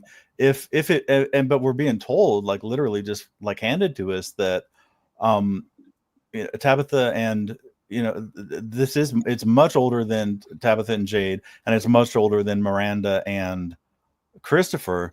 And Miranda, like again, all the paintings that Miranda made were visions that she'd had of previous incarnations of herself, or things that the previous incarnations of herself had seen. Our first introduction to the man in yellow was, Miranda hadn't even seen him at that point, so she was painting it, but she didn't know what it meant or who he was, what it was. So I think it goes way, way back. Jackson Rain says 1506. Other people were saying 1603. It could be 1506. That, I mean, that, I don't think so. again, but that was 1506. Was the only reason we got 1506 because it was on a piece of paper, or it was on the lighthouse. Yeah. And as far as I know right now, I'm 100% convinced that I have to believe what the show tells me. So they're telling me that these 4-digit numbers are not dates, even though we thought they were dates, and we ascribed all kinds of significance to the dates and found corresponding history points that were the dates. But there were a few that didn't. There were a few that weren't. And now we found out that, oh, wait a minute, they weren't dates at all. Were never dates. They're musical notes. So I think, 1506 would be a good starting point if they're going to set it in, colonial America, like, colonization era America. But we don't even know exactly where we're at, where we're dealing with. We see influences and stuff. And we see like Native American iconography, I guess, to an extent. So we are assuming that it's American, but again, that might just be influence. That might be set design. That might be artistic, influences and things that they've chosen to do. But I can dig it though. I understand. Right now, we're kind of just going on feelings, right? Like what we feel is but the case. I feel like we have to take what the show is giving us too, and I feel like the show has been giving us, after this finale, I feel like the show is giving us more evidence that this thing could potentially, again, maybe it's been staring us in the face the whole time. So it started in the 50s? Maybe not the 50s, maybe between 30s and 50s. Yeah, I feel like at the very least we have more evidence for that than 1506. What evidence do we have that this started in 1506 other than a random number on a wall? And Tabitha's nightmare of herself in an indistinctly time period nightgown, I guess, when she's having a nightmare. That was a little bit ambiguous too. I feel like we can't really pinpoint that. What about Civil War soldier though? How does that tie in? That's the only thing, is the Civil War soldier that kind of throws it out a little bit. But then again, they just introduced time travel onto the show, which could easily explain any time period now. So now things get a little more convoluted, a little bit more dicey. So I try to just look at the show, and the show seems to be giving us a lot of evidence that these monsters don't go back nearly as old as we originally thought. Again, the Tabitha bracelet thing, I feel like, is a really big detail and a really big indicator. People were not making those bracelets in 1506. They just weren't. So I think it's, again, I could be wrong, but I think this whole cycle thing could have started a little bit sooner than we originally thought. Maybe the 40s, 50s, 30s, 40s, 50s was when this whole sacrifice originally started. And we've been seeing reincarnations happen ever since then. And the older buildings are just coincidental. The older building, Fromville in the 50s, elements of Fromville were just overlaid onto an existing town that had a few structures that were much, much older, maybe. Maybe it seems like a whole town was kind of just pulled into this place. Maybe those buildings are that old, but maybe they were that old in the real world when this whole incident happened, and everything kind of just got pulled over into this pocket dimension thing. God, it's gonna be good to find out though, dude. Otherwise, how do we explain all the modern buildings in there then? Are we really entertaining the idea that this thing upgrades its buildings? Well, it could if it sees reality. If it sees pocket that's a little far-fetched. I don't know. It's possible, but I feel like we're not seeing any evidence of buildings being upgraded. But, I can't wait, dude. It's going to be sick to figure all this out when it happens. It is. I think it's going to go back, man. I think it's going to go back all the way. But I don't know how you explain that with the monsters in similar clothing. At some point, they have to show the original timeline, I would imagine. Like, show the original Jade, the original Tabitha. Where this officially all real started. At some point, we have to get that either in a vision or a flashback. And that's one thing that tells me that it's got to be older, because the word Ankui has to have fallen out of use to the point where it's completely unrecognizable. And I don't think that would have happened in the course of 50 years. Or 3 generations. I know, that's a good point. That's a good point too. The Yankui word definitely seems like it's a little more ancient. Like you said, maybe some kind of, in their world anyway, some kind of lost Native American translation or something, and maybe that's why nobody can find out a real translation to it. No, that's definitely possible. And I'm glad, and I agree with you on the point though, that I'm so fucking glad that Ankui wasn't some like Aunt Julie or some like Hodor. Hodor thing. I know. I saw worried there, man. We were seeing a lot of good Hodor scenes. Like it was originally Aunt Julie, and then it was just kind of condensed into Ankui. I'm glad they didn't go the Hodor route. Yeah. Oh my god, that would have been bad. It would have been great if Game of Thrones didn't do it first. Exactly. Maybe. Exactly. Maybe. Maybe. But no, again, this is why I love this freaking finale, because they gave us a lot of definitive answers to things that we've been waiting a long time for, but there's still so fucking much we don't know and new questions that we have to ask. So this is why, again, this is why I'm not in a big rush to get the answers, because once we get all the answers, this aspect of the show, the magic aspect of the show, it's going to go away. It's going to dissipate. We're not going to have anywhere near as much discussions like this once we get all the answers. So I am totally fine with them kind of giving us just a little bit of answers at a time. I get the feeling now that we're heading into season 4, if they really are only planning 5 seasons, which it seems like they kind of are planning that 5-season arc, then I imagine answers and the plot, just the plot in general, is going to start progressing at a much more rapid rate in season 4 and season 5. So everybody that does want answers, I imagine you're going to get all the answers you want in season 4 and season 5. It's going to start, advancing a lot faster.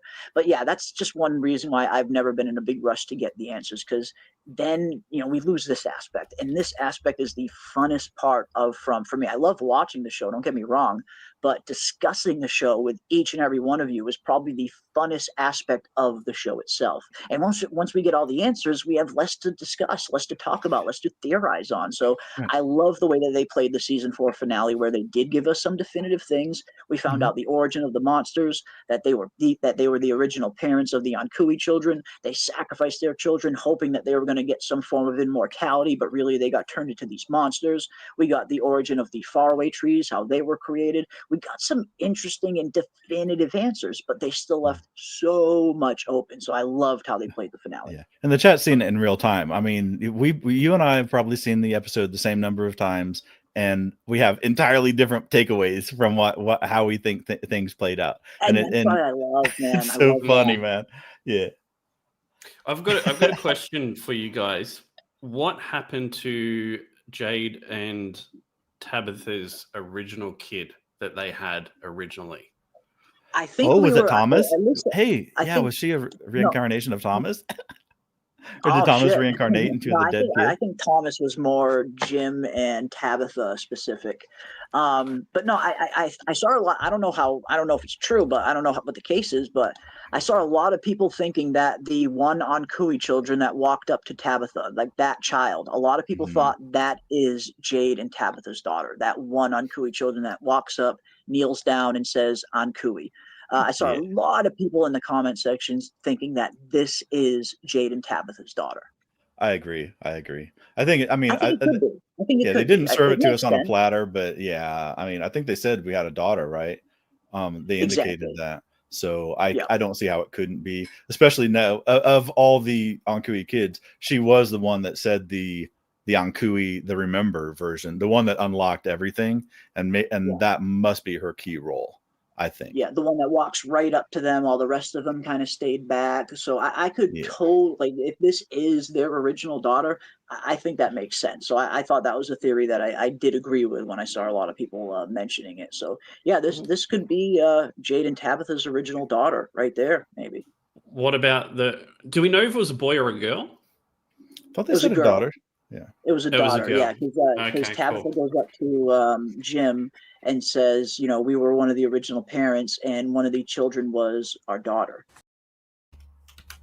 Damn, man, that was sick. It's such a good scene. This whole finale was just filled with fucking phenomenal scenes, phenomenal writing, and really great acting. I got to say, the entire cast really brought it for this finale. And don't even worry about it. I really felt bad for Jim in that scene. I'm not gonna lie. I've never been a big Jim hater myself. I've always kind of seen the good in Jim. I know he's flawed. He's very flawed. Don't get me wrong. But I've always seen that Jim has a lot of good in him as well. So yeah, I've never been on the kind of Jim hate wagon, and it's totally fine if people don't like Jim. I thought it was really kind of funny too at some point, where all the hate that Jim was getting. Yeah. But no, I've always thought Jim had some redeeming qualities, and he was going to eventually play a pretty substantial role in protecting his family. So my heart broke for Jim in this scene too.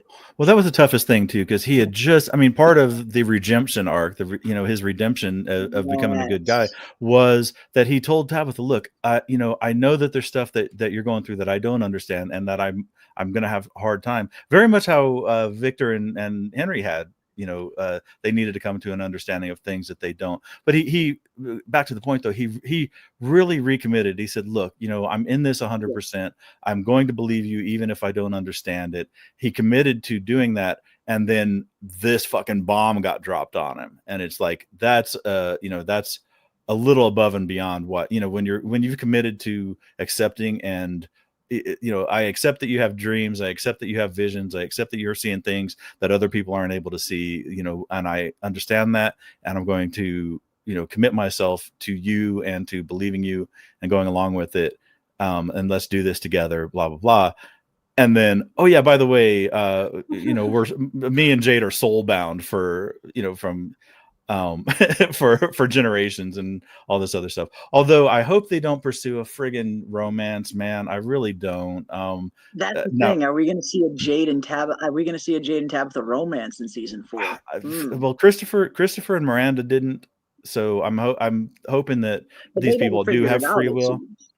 Yeah, I think. Sorry, kids, your dad just died, but I'm actually in love with Jade now. Yeah, this shit it's not. I mean, yeah, it makes me want to puke though. I mean, it's like a 50 Shades of Grey where like some billionaire falls in love with a frumpy whatever, and and suddenly he's like madly in love with her, and she's the only. That's a romance novel thing that where this like librarian is the only one who can tame this ultra rich playboy guy. Now Jade wasn't necessarily that, but I just don't think there's room for that. I don't think there's room for a weird romance in this show.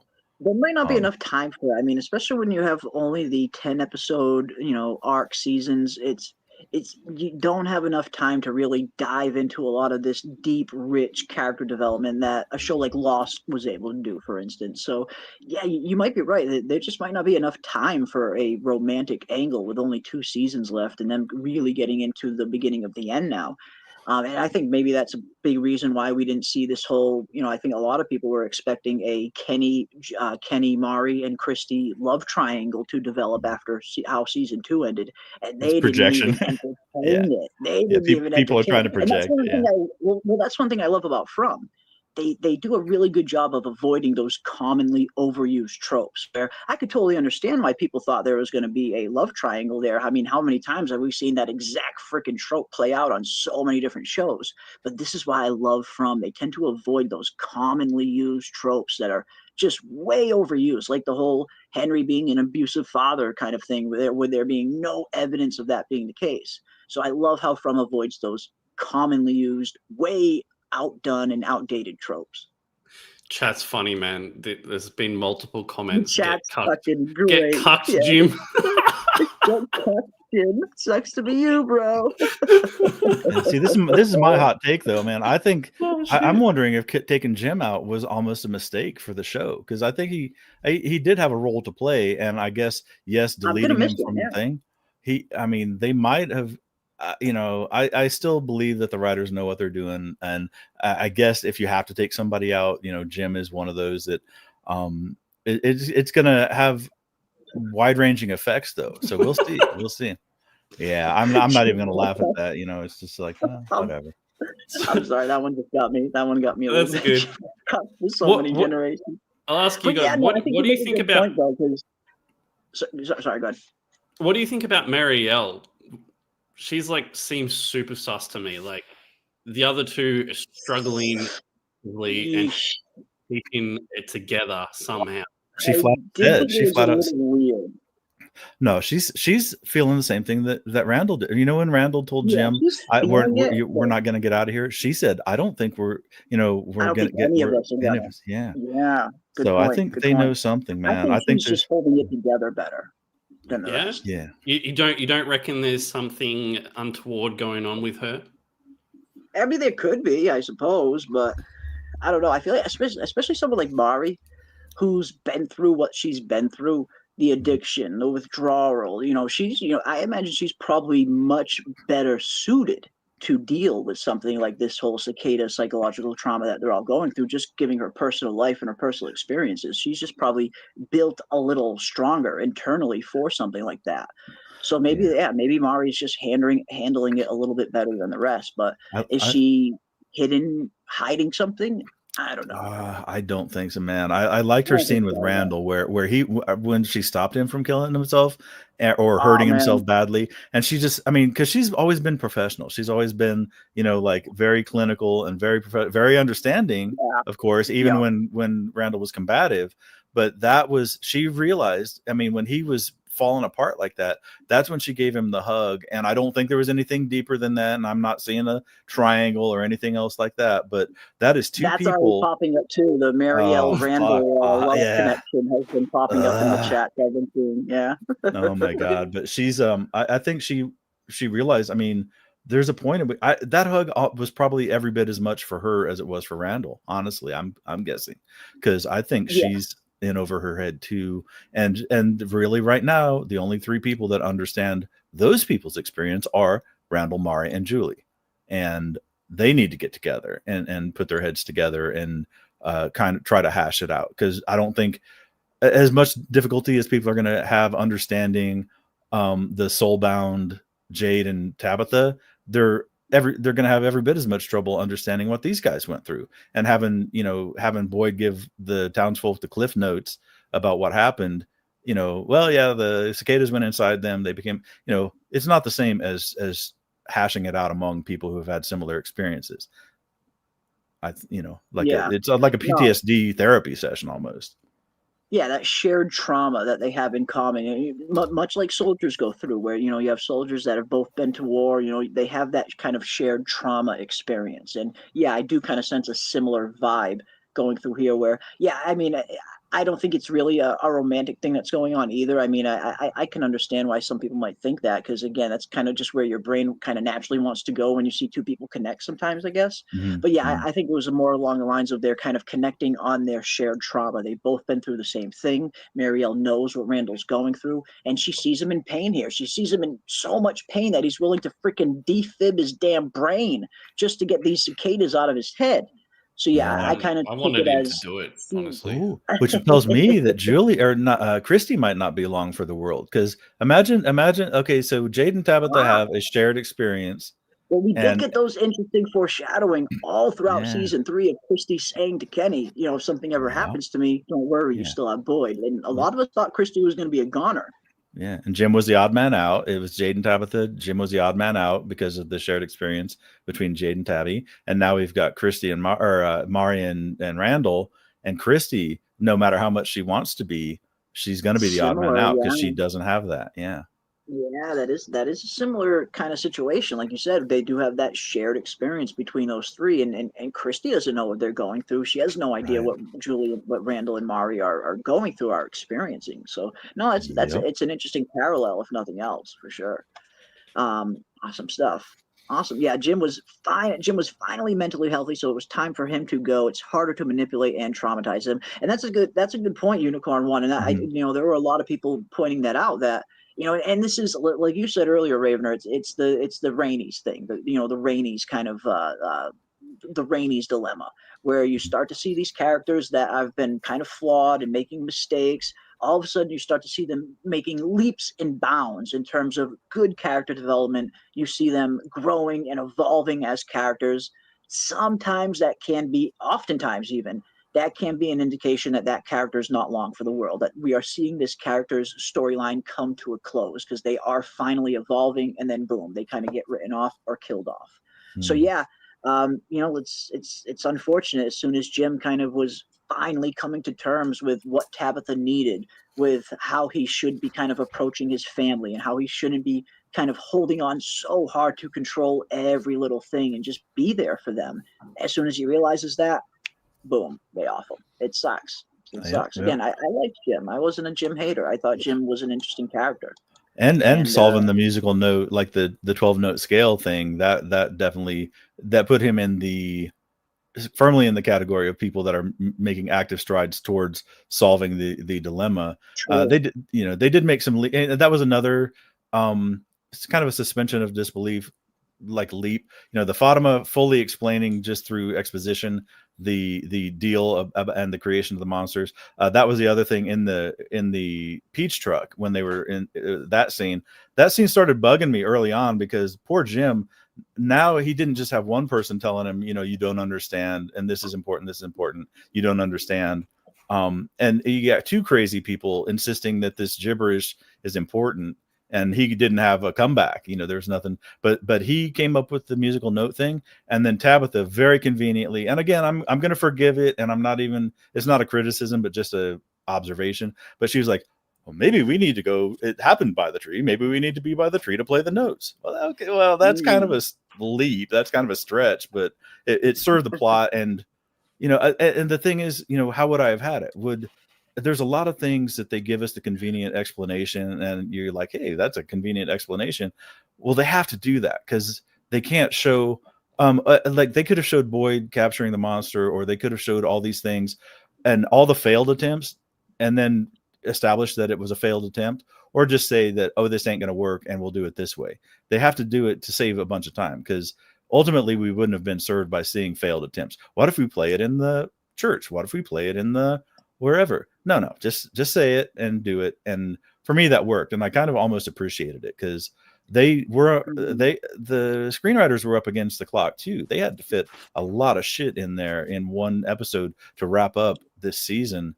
And I'm fully on board with that. I mean, that's why I'm going to forgive Ethan for coming up with the story walker shit.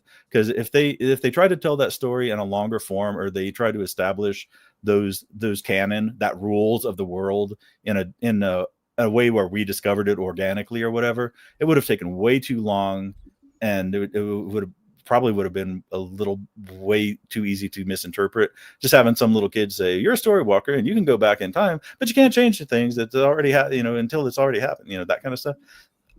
I guess I just have to accept it. And I guess I will, I can't, when I knock points off of this episode, it ain't going to be because of that. The writing conveniences. Yeah.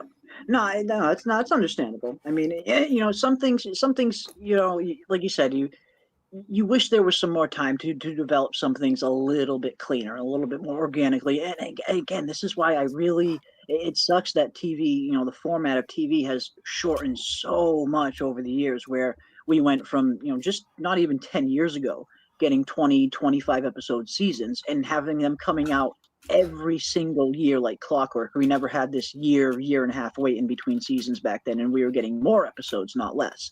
So TV production as a whole, even though the storytelling has improved in some areas, the production of said storytelling has really taken a bunch of steps back, where now we're getting shorter seasons and it's taking them way longer to produce. So it really is, again, it's a big step backwards, unfortunately. So yeah, you do wish every once in a while that they had, a few more episodes per season, and maybe the episodes to be a little bit longer than just kind of 40, 45 minutes like most of these were.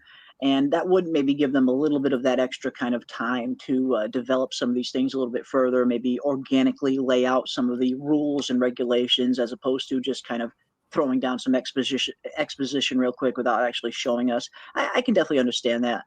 I do think they did the best they possibly could, though. Like when it comes to only having a 10 episode season, and like you said, coming up to this finale, they had so much that they need to wrap up, so much that they had to wrap up that they didn't even end up wrapping it all up. They carried a lot over into season 4. And one thing I was wondering, heading into this final episode, are they going to answer anything about what was going on at Cannibal Village? They give us this awesome new location in season 3 of this little ruined settlement, this Cannibal Village place. And we got all these weird, strange occurrences happening at night, the knocking on the cabins, the shuffling of the footsteps outside the cabins. And, ultimately, they didn't pay it off this season. Now, I imagine they will in season 4. I imagine we'll probably return to Cannibal Village plenty of other times. It seems like that's probably going to be a permanent location on the show. So I imagine we're definitely going to go back there next season, and they will develop that storyline further. But I think this is one of the things that they run into walls every once in a while, while only having 10 episode seasons, where they can't really flesh out every storyline. Usually, you like to see storylines that start within a season finish off in that season. Now, obviously, you have longer overarching themes and overarching storylines that carry over from season to season, but then you have your smaller storylines that usually tend to be kind of seasonal, self-contained, where you'll see a small storyline start off at the beginning of the season, and it'll play out, and you'll see it you'll see the ending of it in that very same season. Kind of like how Fatima and the pregnancy played out this season, where we finally got the definitive answer to it this season. They didn't carry that over. But unfortunately, they just weren't able to do that with everything. There were so many threads left untied heading into this finale. There's no way they were going to be able to get to all of them. But in terms of all the stuff that they did give us, I think they nailed it. I think they nailed it as best as they possibly could have by giving us some definitive answers to storylines they started this season, and of course some other big answers that we've been waiting for ever since way back in season 1. So I really am very satisfied with it overall. They were never going to answer everything just in this one episode, and again, I'm glad they didn't, because if they did answer everything, we'd have less to talk about. But overall, super satisfied with what they gave us. Well, go ahead, Rob. I was just going to say, just on the episode number of episodes for shows, I think 20 to 25 is just way too many for a show at like any time. I think 12 to 15 now is spot on. But you really want shows that have 25 episodes? Absolutely. I think it just becomes a lot of filler, man. I would rather take the filler that comes with the extra character development and extra proper fleshing out of storylines. Yes, you get some filler episodes every now and then, but you're also going to get much more story. So that's a trade-off I'd be willing to take. Yes. I'd go 12 to 15. That would be my sweet spot. I think that would be great. Even that would be great. What about you, Raven? We were getting 13 from like True Blood and all that. HBO used to do 13 episode seasons all the time, just up until recently. But what about you, Raven? Would you prefer the 20-25 episode where you get a little bit more filler but a lot more story, or smaller? Well, the greedy part of me always wants more, but God forgive me, I'm gonna have to agree with Rob. 12 to 15, because what we're looking at through three seasons, a 12 episode season would have given us 6 more hours. That would have allowed some of these things to breathe a little better without being, because we did have some filler episodes in these other seasons, and they would not have been served by an additional amount of screen time, additional amount of runtime. So I'm thinking, like even 12 episodes would have let some of these plot lines breathe. This show, though, even as I'm criticizing it, I'm realizing, they've got a lot of characters and a lot of plot lines that they're trying to tie together. And this isn't, and we're coming, and the other thing is, it's all perspective, man. We're coming from the superfan angle, where we want every aspect to be exhaustively examined and resolved. This is McDonald's, but they got to create a show that people want to watch, that's accessible to people. And we're seeing so many first-time viewers and people who just are now discovering it. It has to be accessible, man. You can't make it so complex that it's not accessible to new viewers. And that's why, like, when you go to McDonald's and order the spicy whatever, it ain't that spicy. But it has to be spicy for a 10-year-old. It has to be spicy for somebody from Iowa. It has to be spicy. It can't be Ethiopian hot. It's got to be accessible to people, and the show's got to be the same thing. I think that's why shorter form content has become so popular these days. Like, again, you look just a few years ago, longer formatted content was the preferable, mode of consuming media. These days, it's completely changed, where short form media has been just completely taking over. Look at YouTube Shorts, you look at TikTok, you look at short form videos on YouTube, and short form videos on Instagram, Twitter. This short form of media, where you can kind of just consume something super fast, it really is the most popular form of consuming media these days. It's not my favorite personally. I definitely much rather prefer the longer format of storytelling that requires a little bit more patience and requires you to kind of really get into it. But I mean, you can't argue with the coming tide these days. People are loving the shorter form content because, like you said, it's easier to consume. People don't have all the hours in the day to kind of sit around and just binge 6-10 episodes of a season. So they see a 10-minute video that breaks it all down, they're going to watch it. They see a little short form content, a 1-minute video on TikTok or a short on YouTube, they're going to get into that. Again, we're seeing this short form version of content really take over. Again, it's not my favorite, but it's very popular, that's for sure. This show probably wouldn't have survived if it was 20 or 25 episodes. I don't think. I don't think many. I think most shows wouldn't survive if they were 20, 25 Yeah. episodes nowadays. Just for Yeah. that very reason, it seems like today's audience, they're much more accustomed to having that quick fix, that instant gratification kind of thing, where there isn't a whole lot of patience left in storytelling for today's audience. So no, I think you're right, Rob. I don't think But a lot of shows it, would survive as much as they would have 10 years ago. even episode 8, 9, was it 7, 8, and 9? They were really slow. People were getting really pissed off with it. So like they were We did losing see a people lot then. of comments. Yeah. So I mean, if it Yeah. was 20 episodes of, a lot more of that, People it would have been hate a filler lot of these trouble. days. They really like people just really hate filler. I don't mind it too much personally because again, even when you get some of these filler episodes, you're getting really good character moments and some really good performances from the actors. So I personally don't mind them. But again, I'm in the minority there, and I'm fully aware of that. Where people don't like filler. They want the action, they want the meat and the bones, they want to get into the thick of the story, and I can understand that. There's nothing wrong with that at all. So yeah, no, I agree. I think a lot of shows probably wouldn't have survived as long nowadays as they would have back then when we did have that kind of 20, 25 episode seasons. It's just a different time now, I guess. Yeah, and that's very much a product of back then. We took what we were given. It was like, Yeah. I mean, It's a I product I of grew up social media. if you Social yeah. media did all of it. Yeah, and DVR and saving stuff for later and binge watching and all that stuff. I remember if you missed Charlie Brown Christmas, you were fucked. If you had to go pee You and were the commercial screwed. was over, You were yeah, you had to wait screwed till unless next you year. happened to have a friend that taped it on VCR. I don't even know what that is, but I know. Yeah, if you missed when it was playing, then you're out of luck. You better luck next year. But yeah, but the thing is, I mean, going back to this show, I would have liked a little more breathing room in some areas, but again, there were some filler episodes. And Rob, you're exactly right. People were getting a little discontent. Believe me, man. After 9, I was on the fence. I mean, I admitted to Jeremy, I was like, look, man, they can make it or break it. It's their. But I've seen shows fumble on the 1-yard line. I've seen them really drop the ball and just fail. When all indications were, I mean, we can go down the list of shows that effed up. Stuff like The Witcher. I mean, they've got a shitload of already pre-written, very well established fan base. House of the Dragon, I mean, I hate to say House of the Dragon. The Lord of the Rings of the Rings of the Rings of Amazon. They've got an existing thing. All they have to do is do a faithful adaptation, and they'd be Scrooge McDuck swimming in a pool of money, and they can't stop fucking around and messing things up. And we've seen it happen so many times. They got to put their modern take on it or their new ideas on it. No, just adapt the thing that people love, and the people that love it will love it, and the new people will love it too, because some of this stuff is timeless.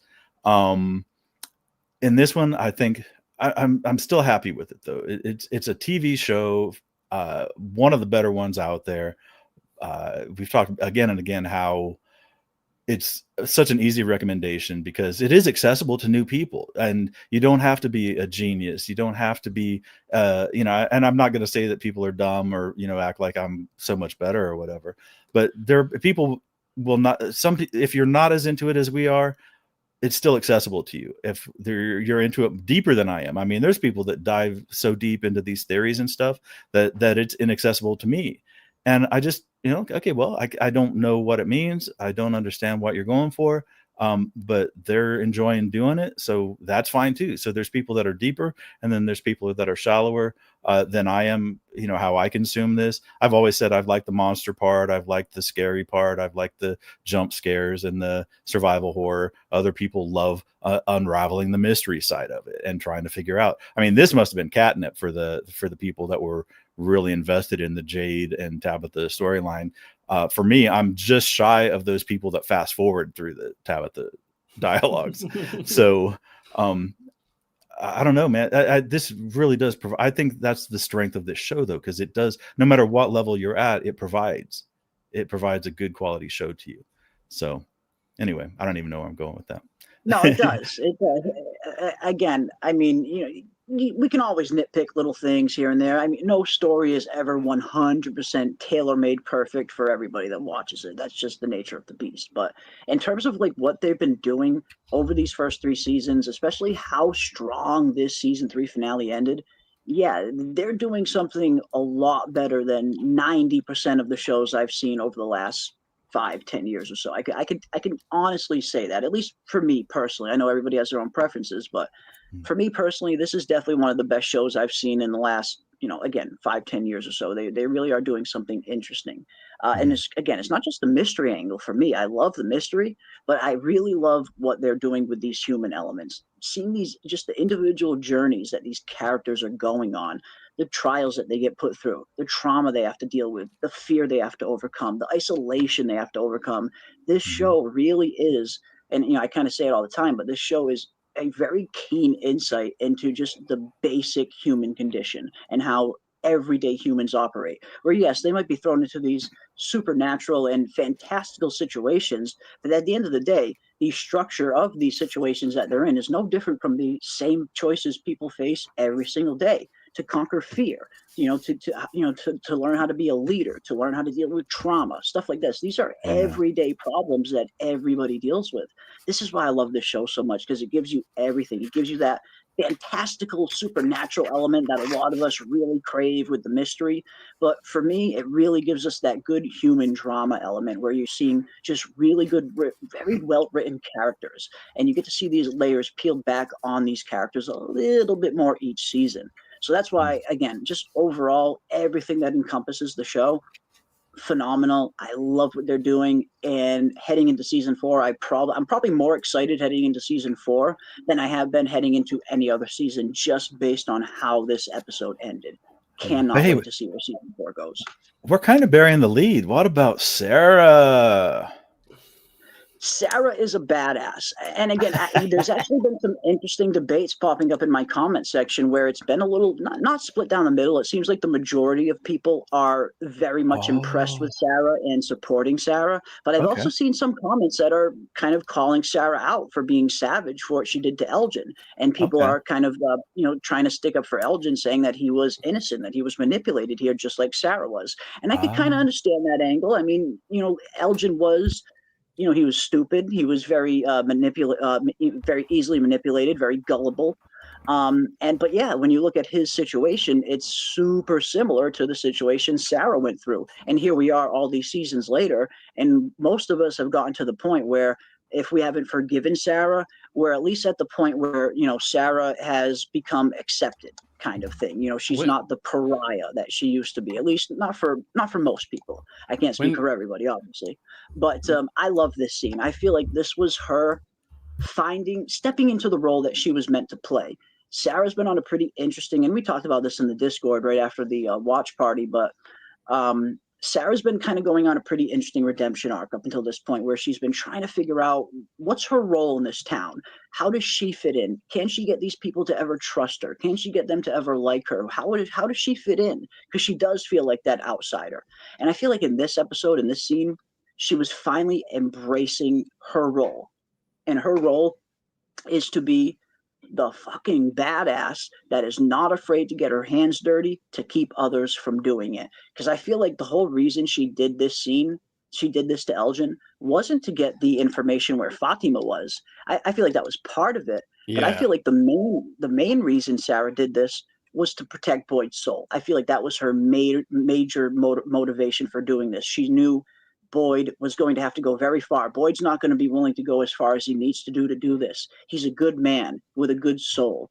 And she looks at herself as not having a soul. So I think a big part of this decision was, again, yeah, Fatima definitely played a factor in finding out where she was. But I think the biggest reason she did this was to keep Boyd from doing it. She was sparing Boyd's soul at the expense of her own. And I feel like Sarah has finally understood maybe that's what her role is in this town. She's the one that isn't afraid to get her hands dirty to keep other people from tainting their souls. Yeah, and she did. She accepted the fact that we had talked about it. Like Ethan told her, you're a monster. Monsters live in the woods, and you're a monster. And she didn't want to be that, but that's how she's seen. And there's nothing that she could do to fix it. I mean, she did have a redemption arc. She was doing some help in key areas, but she's like, look, she kind of reconciled herself that she is the monster. And I saw, when Acosta and Boyd were arguing down there, I see.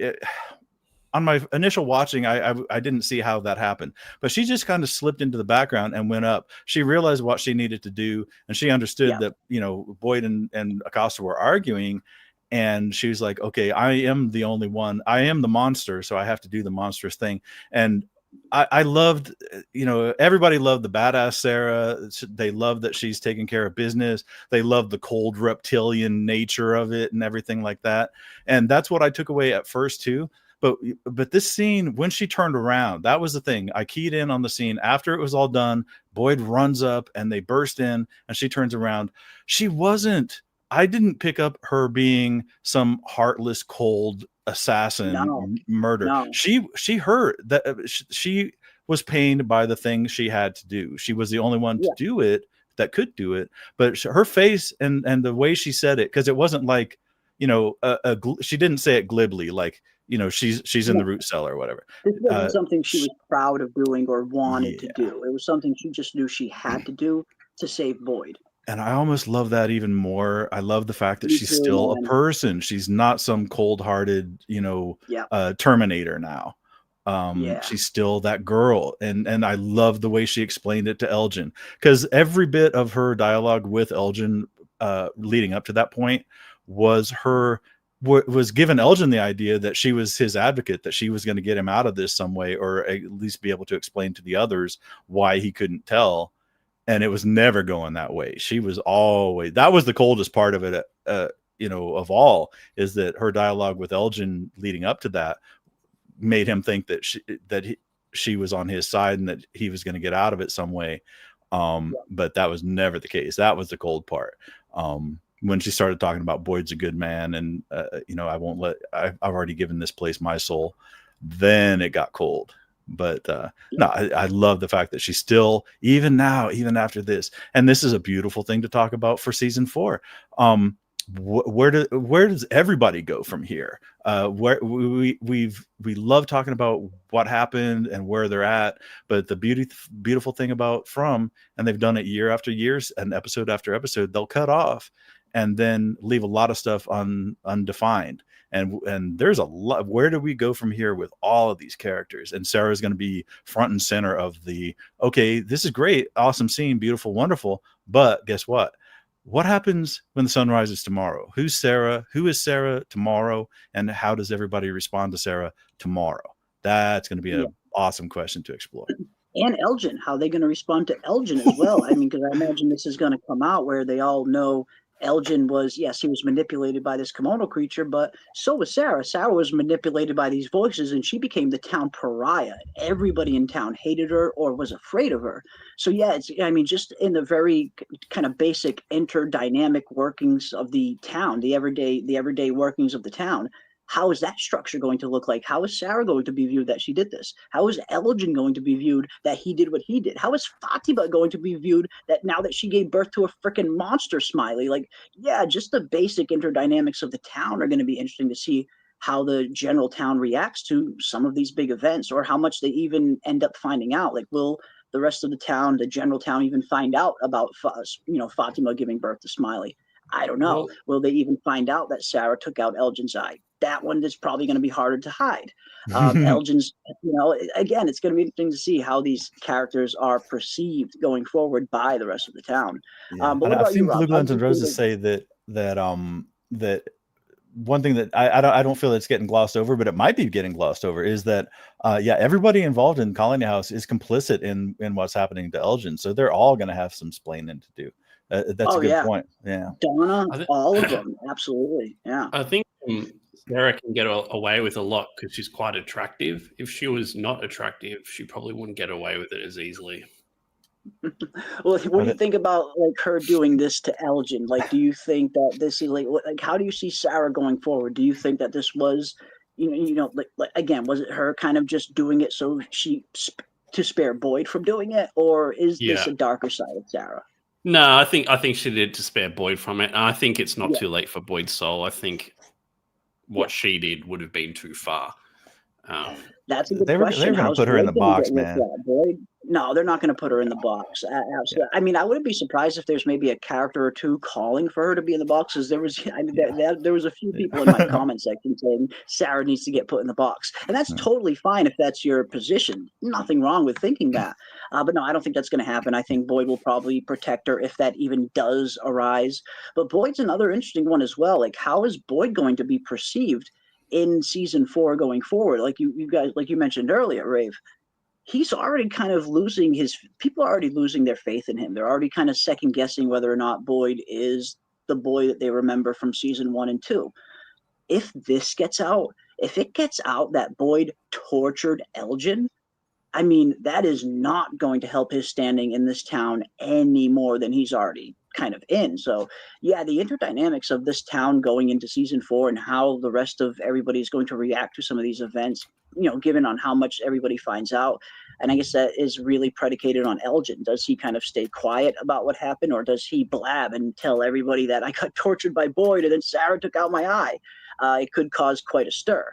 But then again, Acosta knows, and I think that's going to be a really big problem. Acosta bursts into Colony House while all this is happening, so she knows what's going on. She knows Sarah took out Elgin's eye. She knows Boyd tortured Elgin. So I wouldn't be surprised if she is maybe the source of this kind of leaking out and getting to general knowledge in the town. But yeah, we got a lot of interesting stuff to look forward to for season 4, guys. A lot of interesting stuff. I don't think Boyd's going to be in charge of the town anymore, so I don't think the rules that he set up in the first place will apply. It'll probably be more of a free-for-all for everyone, I'd say. Maybe, or maybe even we're heading for another kind of schism, like we saw in season 1, how the town was very much divided, where Boyd was kind of only in charge of the town, and we had Donna kind of in charge of everything at Colony House. Maybe we're heading for another kind of split at some point, where we do see the town get fractured and divided. And hell, if a part of the town wanted to, they could even secede from the freaking Union and start living at freaking Cannibal Village. They have a whole other place that they could live at now. We could literally see people breaking off from the town and going somewhere else, even maybe. Yeah, that was pretty wild. Yeah, and they've completely abandoned the famine threat also, or the food shortage. Quick, right? It's like, a couple backpacks of cabbages and suddenly people are having fucking full course meals in the diner again, fucking glass of milk and shit. Lively again. They're throwing parties. It's like it's totally back to business as usual. And I was expecting the food shortage to last a little bit longer. I mean, it gets solved right there at the beginning of episode 2. The food shortage is already solved. And heading into season 3, at the end of season 2, they were very much hyping up this food shortage like it was going to be a major problem. They distinctly set that up in season 2 for season 3, but yeah, it didn't last very long. But one more scene I do want to dive into before we kind of shuffle off is my favorite scene, or at least one of my favorite scenes in the episode. And yes, it doesn't really have much to do with answers or anything like that, although you could technically say there might be one answer in this scene, although I get the feeling it's a big misdirect. I'm not sure how much I trust this answer, but this was one of my favorite scenes of the episode. And again, it's just because of the phenomenal writing and the phenomenal acting performances. I bet I can not guess. Only Scott McCord, not only Scott McCord, but Robert Joy as well. Perfect, man. You can't put into words how good that scene is. It's amazing. Yep. It really is. Like, and these are the moments that I really, really enjoy from. Again, love the mystery aspect, love all the weird twists and turns. It was great that we got some definitive answers, but moments like this, these human moments on From, these are sometimes, just for me personally, even better scenes to watch than these big reveals that we get, because I'm just a big fan of good acting. I mean, it's something that we see so few and far between these days. I look at so many shows that I watch that have a good premise. They'll have a few good performances, but this show, I love what they are doing with every aspect of it. It's all encompassing. It's everything that they're throwing at us. But this is one of my favorite aspects of the show, and we get these just really good heartfelt moments of just a father and son trying to make it work. And maybe these kind of scenes resonate more with me a little bit more because I have a very close relationship with my father right now. and he's going through some health issues, and it's nature. It's one of those things. No one's going to be around forever, kind of thing. So these kind of scenes always kind of hit me in the feels a little bit because I have that very close bond with my own father. So when I see stuff like this, and you see all season, Robert Joy's Henry has been trying as best as he can to kind of get to connect with Victor. He doesn't know how to connect with him. I mean, they're two totally different people. They're from two totally different opposite ends of the spectrum. So when they're finally reunited, it's not just going to be as simple as father and son picking up where they left off and they're all happily ever after. There's a lot of deep rooted trauma and issues in between them that they have to deal with, that they have kind of been dealing with all season. But this was a really good culmination of their arc this season. I felt like, where Henry was trying so hard to kind of get through to Victor, to kind of not reason with him, but to connect with him on a manner that Victor will kind of understand. And he was just never quite able to do it until this scene. I feel like this scene was that breakthrough scene that Victor and Henry needed to have together, where Victor is kind of writing himself off. He's telling you, you don't need to be my dad anymore. You're going to hate me when I show you this. This is Mom. This is Eloise. And I mean, we talk a little bit more about Eloise too, which I don't think Eloise is dead. I still think she's around somewhere. Something about that scene with Victor saying, I think so, and I can only find pieces. I don't know. I could be wrong, but I'm still holding out a little bit of hope for Eloise still being alive. But this scene was just so good between the two of them, where Victor was, again, throwing himself away. He's discarding himself. You don't need to be my father anymore. And you see, Henry's reaction to that, like, no, like, are you kidding me? I'm your dad. I'm always going to be your dad. It's my job to protect you now. And I feel like that's something that Victor has just never had. Victor's been on his own for so long in this place. He's never had that fatherly figure to kind of protect him, to guide him, to look after him. Now he has that, and I don't think he really knows how to deal with that. I don't think he knows how to let somebody else take care of him. But I feel like they're slowly kind of getting to that place where it is going to be that strong and healthy father-son relationship, where Henry is kind of fully committed to him, his son. Like, you're my son. It's my job to protect you now. It was just such a good scene on so many levels. Yeah, well, that was the one that was the strength of this scene for me is, and again, it's all about perspective, because we're seeing it from everybody's side, so we understand it. And they touched on it early on in their relationship. Victor was worried that his dad would be disappointed with him, and Henry was worried that Victor would be disappointed with him. Okay, great. They both have that similar feelings, and we're both seeing them express that they have similar feelings. However, Henry talked it through, because Henry's socialized in the real world. He talked it through with Jade. He drank with Donna. He addressed these issues and spoke it, and kind of like was able to reconcile it within himself, kind of get an idea of what he needed to do, at least talk it through. He even talked about his guilt of wishing that, maybe he wished for a split second that Victor had died, and that none of this had ever happened, just for that guilt and all the recriminations and all the emotional weight that this whole situation brings. And then and we get all that, and then there's Victor. He hasn't had any of this. He hasn't had anybody other than a brief time when Sarah gave him a little bit of perspective. And in his first meeting with Henry, he's all within himself. So he doesn't have anybody telling him, hey man, these things you're feeling are natural. Hey, it's understandable that you feel this way, but believe me, he doesn't feel this way. Nobody's given him that reassurance. Nobody's given him another perspective to the way he feels. So Victor is entirely in his own head. So the way he feels about any given situation is 100% of his world, and it's going to shape 100% of his outlook on the world. And this one is one of the most beautiful scenes where Henry can be that guy. Henry can be his confidant. Henry can be the guy to say, look, you're my son. Part of it is just putting away all the anxiety and the worry that you're not going to measure up, or worry that, this whole scene was predicated on Victor being worried that Henry was going to be mad at him for not doing enough, or actually causing Miranda to die. And the fact that Henry's going to step forward, I'm your dad, I'm the one who's going to protect you now. So freaking beautiful. Love. It's was so so good man. because you've got a 10-year-old kid who doesn't understand the reality of the situation, that blames Yeah. himself for his mother's death. And then you've got a father that's angry at the fact that his son feels this way. I think it's just so, like, the emotions, the way it was written is just perfect.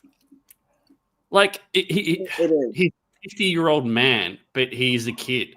Yeah. He's written so well. Yeah, so It's true to the incredible. character. Yeah, so true to the. Yeah, He's it's so amazing. good, man. He's so good at playing that. Like you look at him and just his mannerisms, his facial expressions, the body language, everything about Victor. He carries himself like a 10-year-old kid.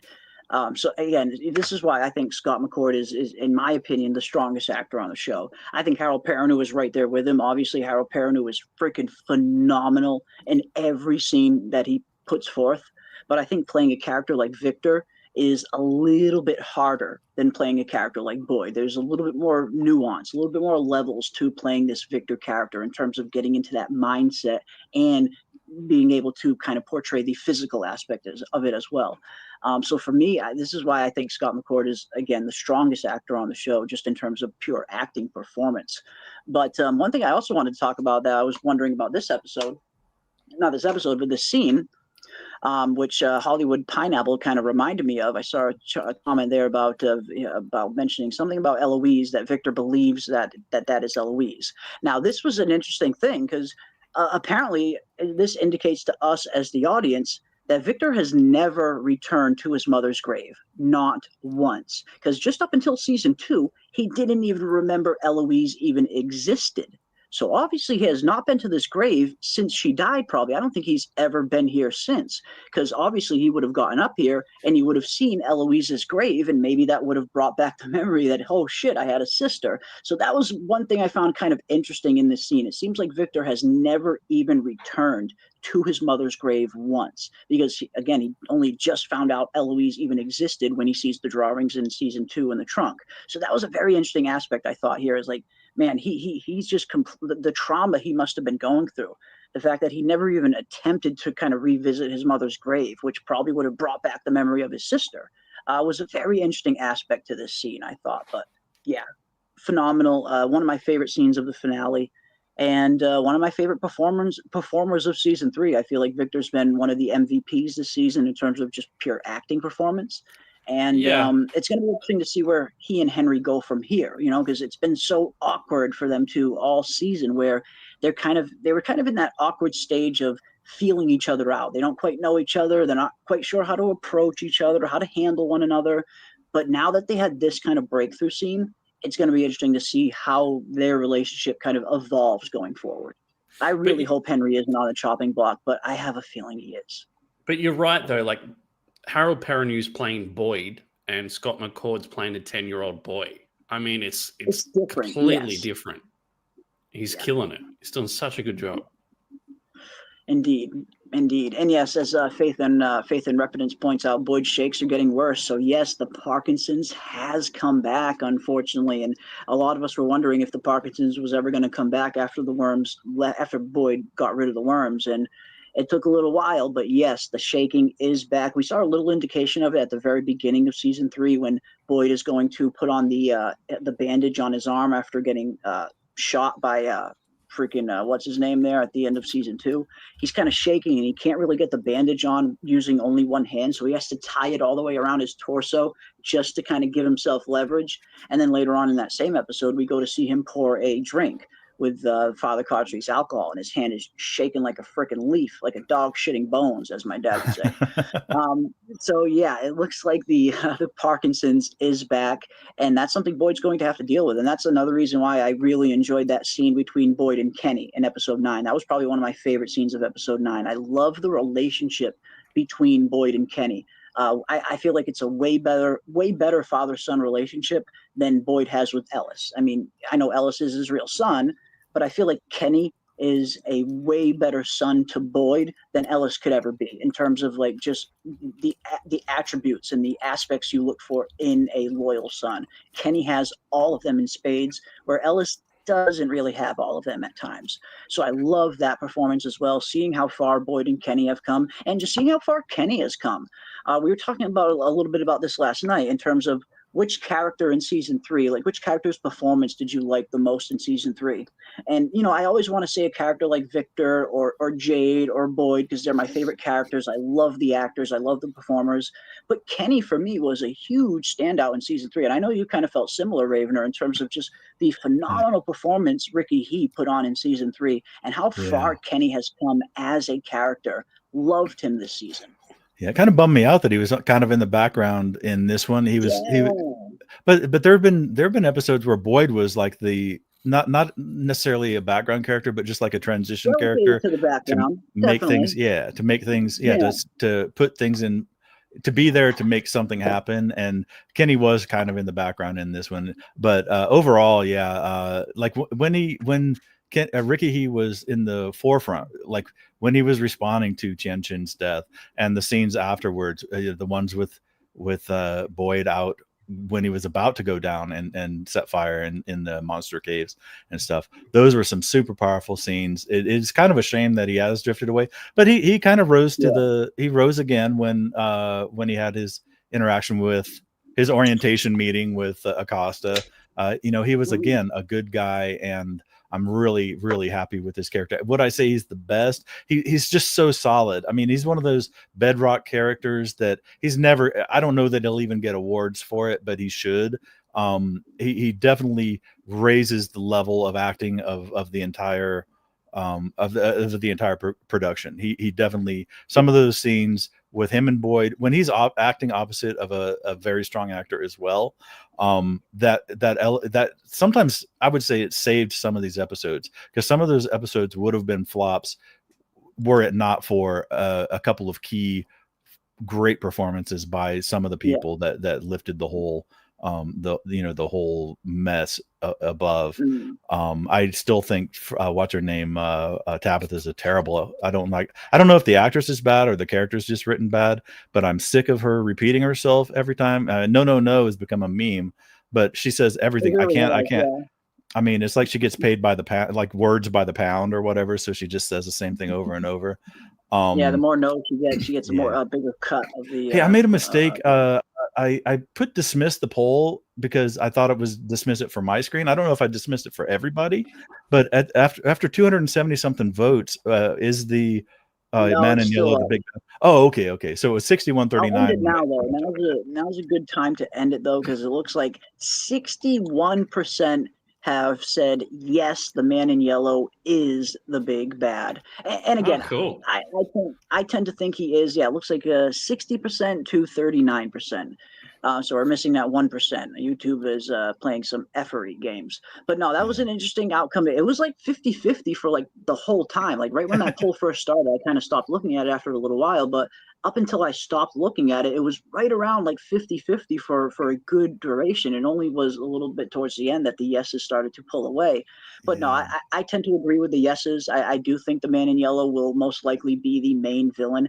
I just feel like if they are planning only 5 seasons, then it's going to be really tough for them to kind of set up a new main villain on top of this. Again, they've been setting up the man in yellow ever since season 1. Ever since the end of season 1, when we first hear that that voice come over the radio at the end of season 1, where Jim is being told, "Hey, your wife shouldn't be digging that hole, Jim." They've been setting this up right from the beginning to have this big reveal. So again, to set up another main villain on top of this man in yellow, I feel like it's definitely possible. Don't get me wrong, but I just feel like it's a little unlikely considering how long they set things up and how well they set things up in this show. We haven't really gotten any other indication that there's some other big bad out there in the ether. But I personally think the man in yellow is going to be the big bad, but I could be wrong. I wanted to throw this to the chat, and then the reason I brought up the poll is because it's an easy yes no. I don't know if you want to run a poll or just do a straw poll on it. Is do we think? I do think that Eloise is in the grave. You do not think Eloise is in the grave. What do you guys? What does the chat think? What do you think, Rob?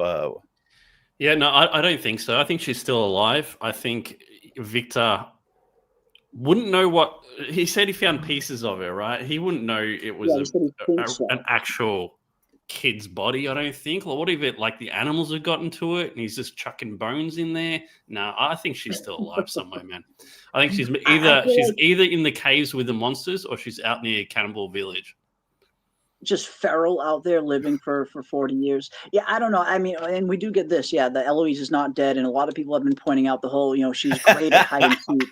She's always great at hiding. 40 years waiting to get found. She's that good at hiding. She's been playing hide and seek for 40 years, and they just can't fucking find her. That would be funny. Don't get me wrong. But no, I mean, for me, I feel like a show like From, the way everything has been very ambiguous, until I see that scene like we saw with Miranda this season, where we actually saw Miranda get killed by Smiley, until I see that vision, until I see that flashback, I don't know. I tend to think Eloise might still be alive just by the very ambiguity of the dialogue. Maybe it's just the dialogue, Victor, and the way Victor said it, in terms of him not saying that this was Eloise, saying, I think so. There was only pieces of her. She was so small. I feel like they purposely stated it that way just to leave that room for ambiguity. Maybe she really is dead. That's very much possible. That could very well be her. But I feel like at the very least, the writers set up that dialogue that way to at least keep the possibility out there of her potentially still being alive. So do you until reckon, I see that scene of her actually getting killed, I'm going to believe she might be out there. But do you reckon Henry will dig up her grave? No, I don't think so. No, I don't think so. Why would he do that? Wouldn't you want to know? Maybe Victor wasn't sure. He's kind of like, I think it's her, but I don't really know. Would you want to find out if there's a kid's body in it? How would Henry know from the bones? Yeah. Get out the calipers and be like, yeah, he wouldn't really be able to recognize anything. 40 years later, she would be nothing at that point. Should be bones, though. Should be a kid's bones, Well, that's the thing. We do know that the bones Victor buried were small. He said, she was so small, so we couldn't really tell. So we do know there are small bones in there, but it might not be Eloise's bones. But then again, dog bones. Who knows? Yeah, I don't say. I mean, to what end? To what end? Why would they do that, though? To what end? To what positive purpose? Story wise, would they do that? Yeah, denied, Rob. Denied. Yeah. Again, it's just I think it would be a little gruesome, even for From to have Henry dig up the grave. I don't see that happening. That's a supernatural. I'd want to know, man. I'd want to know. Well, at this point, I don't think digging up the grave would tell him anything, because the body would be so decayed at this point that there really wouldn't be any kind of definitive, indication that it was Eloise. I don't think he would be able to tell based on the state of the bones. We got Plants and Herbs for $5. The last episode reminded me of The Man Who Knew Too Much and Mulholland Drive. Ooh, interesting. The Man Who Knew Too Much and Mulholland Drive.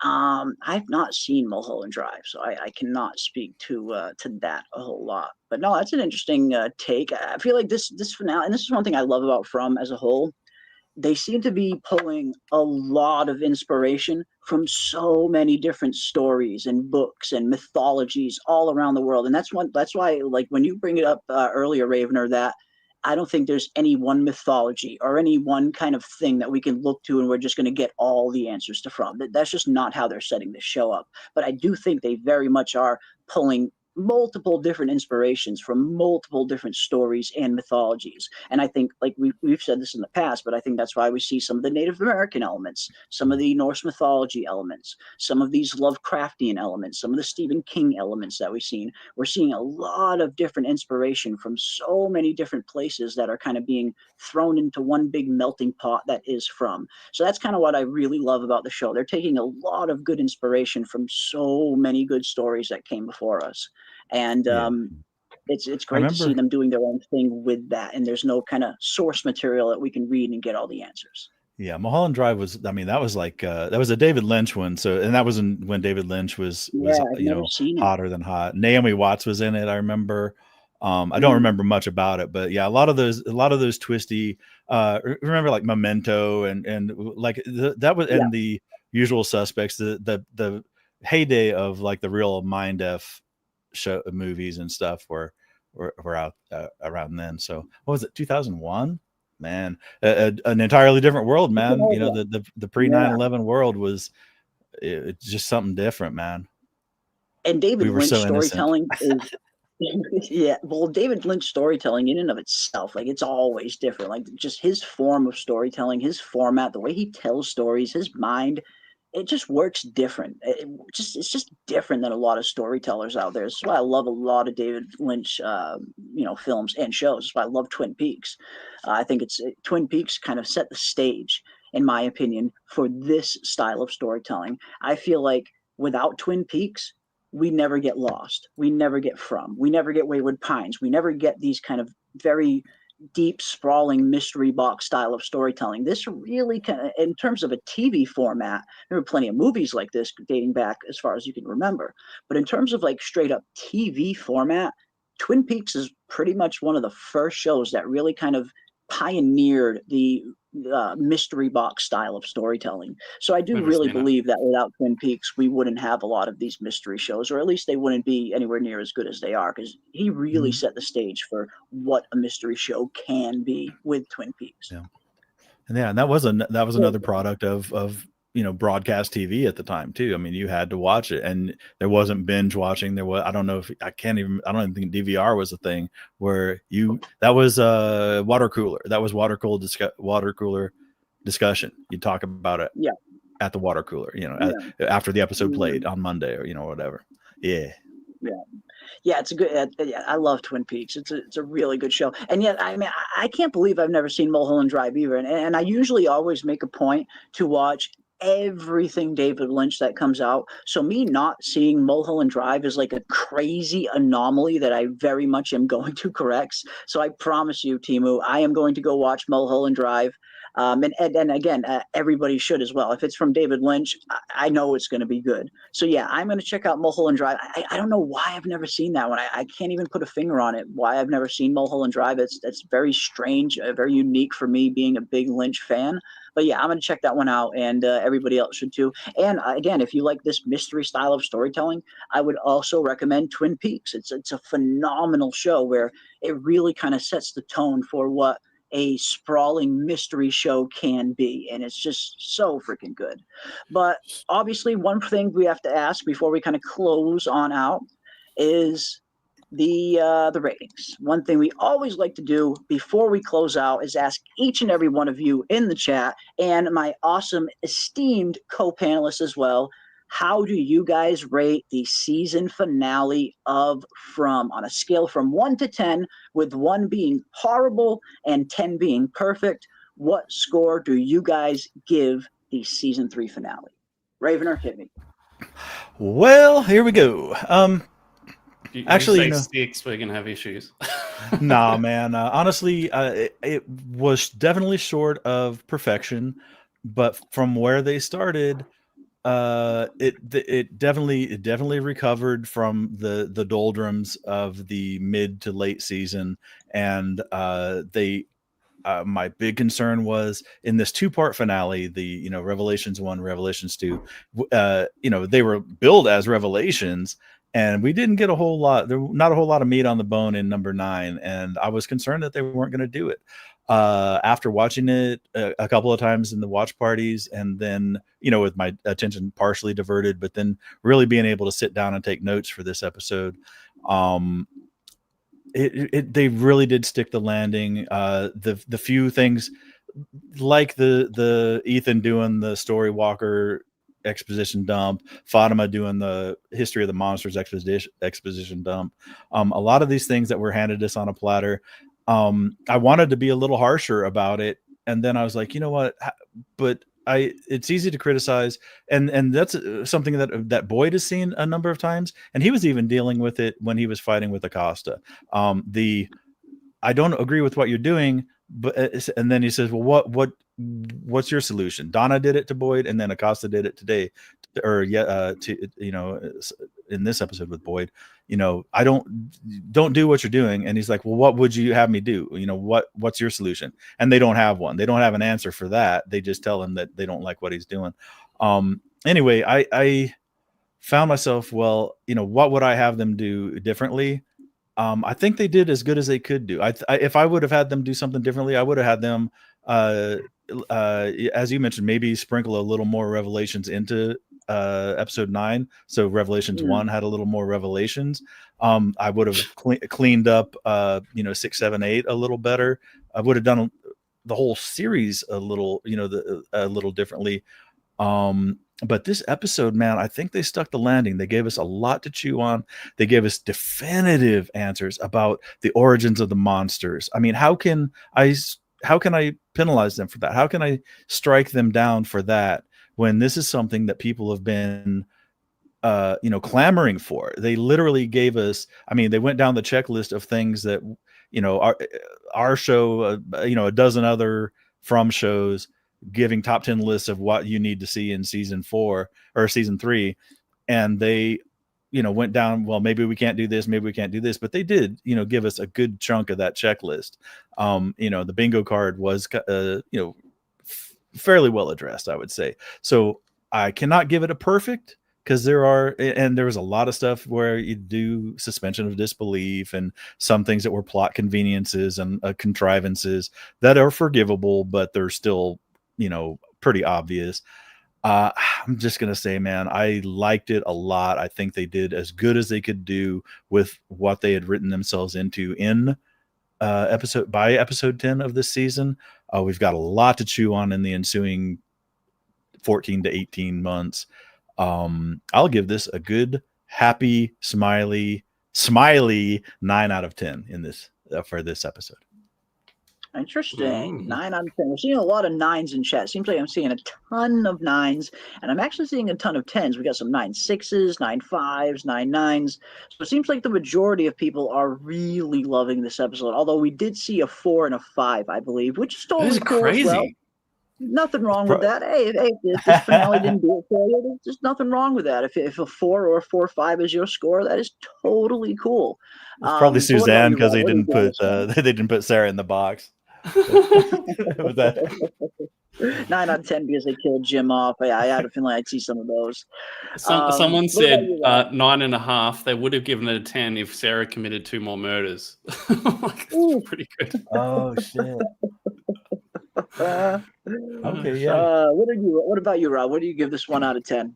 Well, the way I'm going to do it is I scored the previous couple of episodes, I think, a 6, a 6, and a 7. So I'm going to take the scores from those, so 4, 4, and 3, and add them to this one and give it a 21 out of 10. Wow! Dude, I fucking loved it. It was so good. Nice. It was everything I wanted. So many storylines we got answers to, and there were questions, but they're not questions that we had from previous episodes. There were new questions, exciting questions to get you excited and thinking about new things. I loved it. It was great for me. Good. If it scratched the itch in man. every way, why not? Yeah. It did, man. Like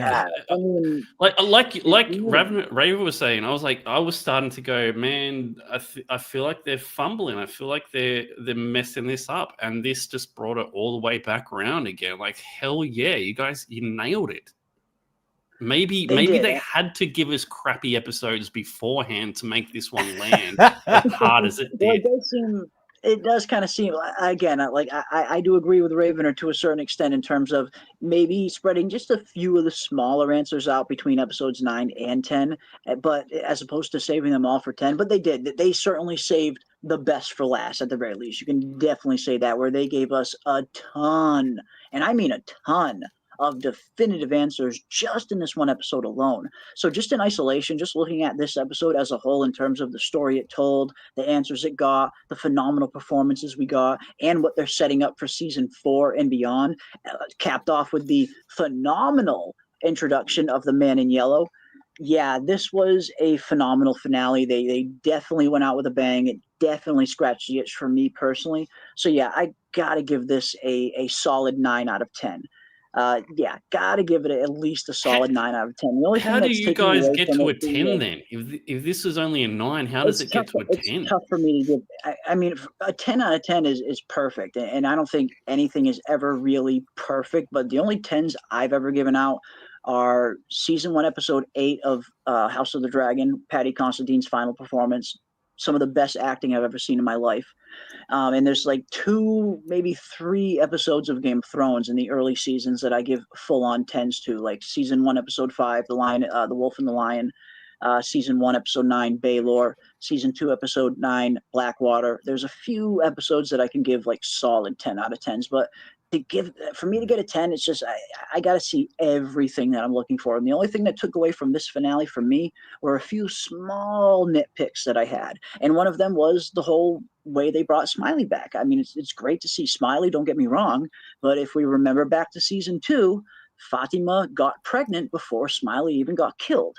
So what, if Boyd didn't kill Smiley, we're going to see 2 Smileys walking around? It's a little bit weird. Now, I totally understand the whole cycle thing, and they knew Smiley was going to die, so he always kind of gets brought back. I kind of understand that theory, but I can't at least ignore the fact that Fatima was feeling the effects of her being pregnant before Smiley even got killed. And I don't think she was pregnant with a real human that got kind of taken over by Smiley. I don't think we've seen any indication of that being the case.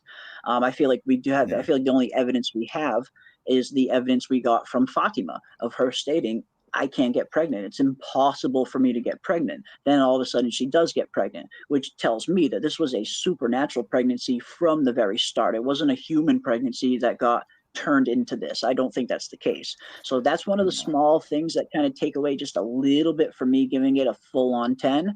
I'm glad Smiley is back, but again, the mechanism in which they brought him back, it did kind of seem a little shoehorned in at times, just the way they executed it. But I am glad he's back. He's my favorite monster after all. So again, I can kind of suspend disbelief and make allowances, but that's one of the things that kind of just keep me from giving it a full 10.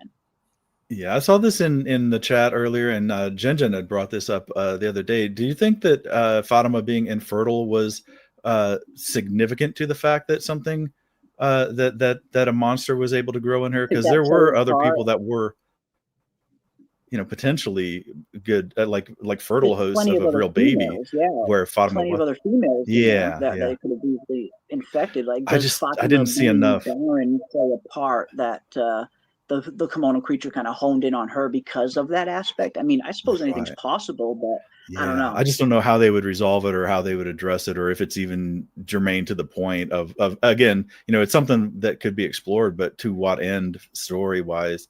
To Rob's point, I think I gave a 10. I know I gave a 10 to one of the episodes earlier this year. I'm not sure if it was 1, 2, or 4. Might have been 2. I think I gave a 9. I mean, sometimes it just scratches the itch. And for me, I mean, to the earlier ones. To episode 1. So it's not like it's not like we're unreasonably harsh to to these things. Yeah, it's just you've said previously that you're more about the monsters and the horror, and I think I'm probably more about the mysteries and what's happening. So that's cool. But I don't doubt. I mean, and there's no knock on people giving it a 10. Yeah, I mean, if you give it a 10, if it really does hit, I'm fucking delighted. Honestly. No, you definitely want. I want everybody to enjoy the show. So when I see people giving 9s and 10s in the chat for their rankings, nothing makes me happier than that. I want everybody to love this show because it is a good show. There's a lot to like here. And when I look back at all of my scores, I don't think I rated any episodes lower than I think maybe a 7. I think a 7 or a 6.5 might be my lowest score on one of the episodes this season. Maybe even 7. I think 7 might be my lowest score out of all of the episodes because I enjoyed them all. Again, even in some of those slower episodes that people do kind of look at as filler and a little bit slower. Even in those episodes, I always tend to find something to hone in on that I really enjoy, even if it's just good old character development and just good old acting performances. So again, I loved this season. I thought this was a phenomenal season. It was definitely, I liked it a lot more than season 2. I would probably say season 1 is probably still my favorite season, but this is a very close second. But no, this season was freaking phenomenal, man, in terms of where it started. I mean, they started off with a bang, and you mentioned this earlier, Rob, in terms of they started off with such a crazy bang that it was almost untenable for them to kind of live up to that bar going forward for the rest of the season. There's no way they were going to live up to that episode 1 every episode that followed. It was just too good of an episode. It was too crazy, high impact, high kind of the consequences, the overall effect it had on the rest of the show. There's no way they were going to be able to hit that bar every single week, and I wouldn't want them to. If we had episodes like episode 1 where Tien Chen gets killed in that gruesome manner, if we had episodes like that every single week, it would start to get a little bit boring. We would start to get desensitized to characters getting killed off, and that's one thing I love about From. They've been doing it sparingly, so when it does happen, it carries weight, it carries meaning. So overall, phenomenal season. I really, it's if like I would it's give like the The season Boys. as a whole. It's like The Boys, Jeremy. Like it's so much blood and violence and disgustingness over and over that by the end of it, you don't even care anymore. Yeah. Well, The Boys does it on Absolutely, that's purpose. a They try to perfect be example. gratuitous with the shock value. This one doesn't overdo the shock value, doesn't overdo the jump scares, all that kind of stuff. One interesting thing about this one, though, is I also have to take into consideration that this had a very unusual filming schedule. Oh yeah, Snuggie. That's right. Snuggie's gonna have to come to terms. I'm super happy the monsters aren't aliens. Yes, we now know for sure the monsters are not aliens. Sorry, Snug, I love you, but they're not aliens. Yeah. But this was a product of a very weird filming schedule, and they made the best they could with what they had. And I'm hoping with season 4 they have a little more time to organize, structure it, and be able to put things together in a different way. I mean, the writer's strike did put a crimp in it, and they did need to put out a product. And I think the product of season 3, all asterisks aside, all mitigating factors aside, and everything else, I still think I agree with you, Jeremy. I think season 1 is the season that made us fall in love with this show. That's the reason we're doing a season 3 watch. And season 2, I felt it kind of flagged. I thought season 3 flagged in the middle. It kind of ambled a little bit and not as punchy as it could have been. But man, did they finish strong, and they give us a lot to anticipate for season 4. And I think season 4 will be even better. That'll be my prediction. One of my many predictions upcoming, that season 4 will be stronger because they'll have a more relaxed environment to structure the episodes and do rewrites and make each episode punch and and they still, even the worst episodes, they might have ambled for 37 minutes, but they still found a way to give us a very good, they give us a little cliffhanger or a shocking reveal at the end of almost every episode, which that is some pretty decent writing. I mean, they've got some experienced and talented hands steering this ship, and again, man, my confidence for what's coming has been renewed and strengthened, and sky high enthusiasm for what they plan for us for season 4 and the future. Indeed.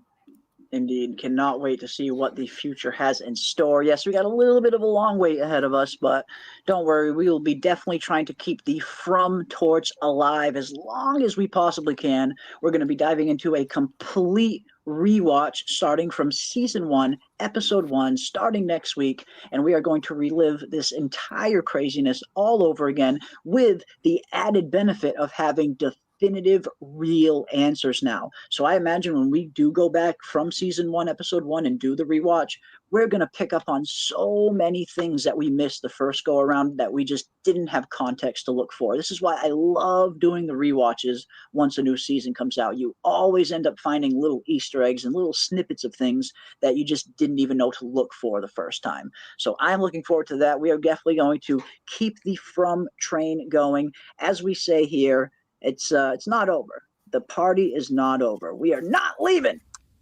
You know what?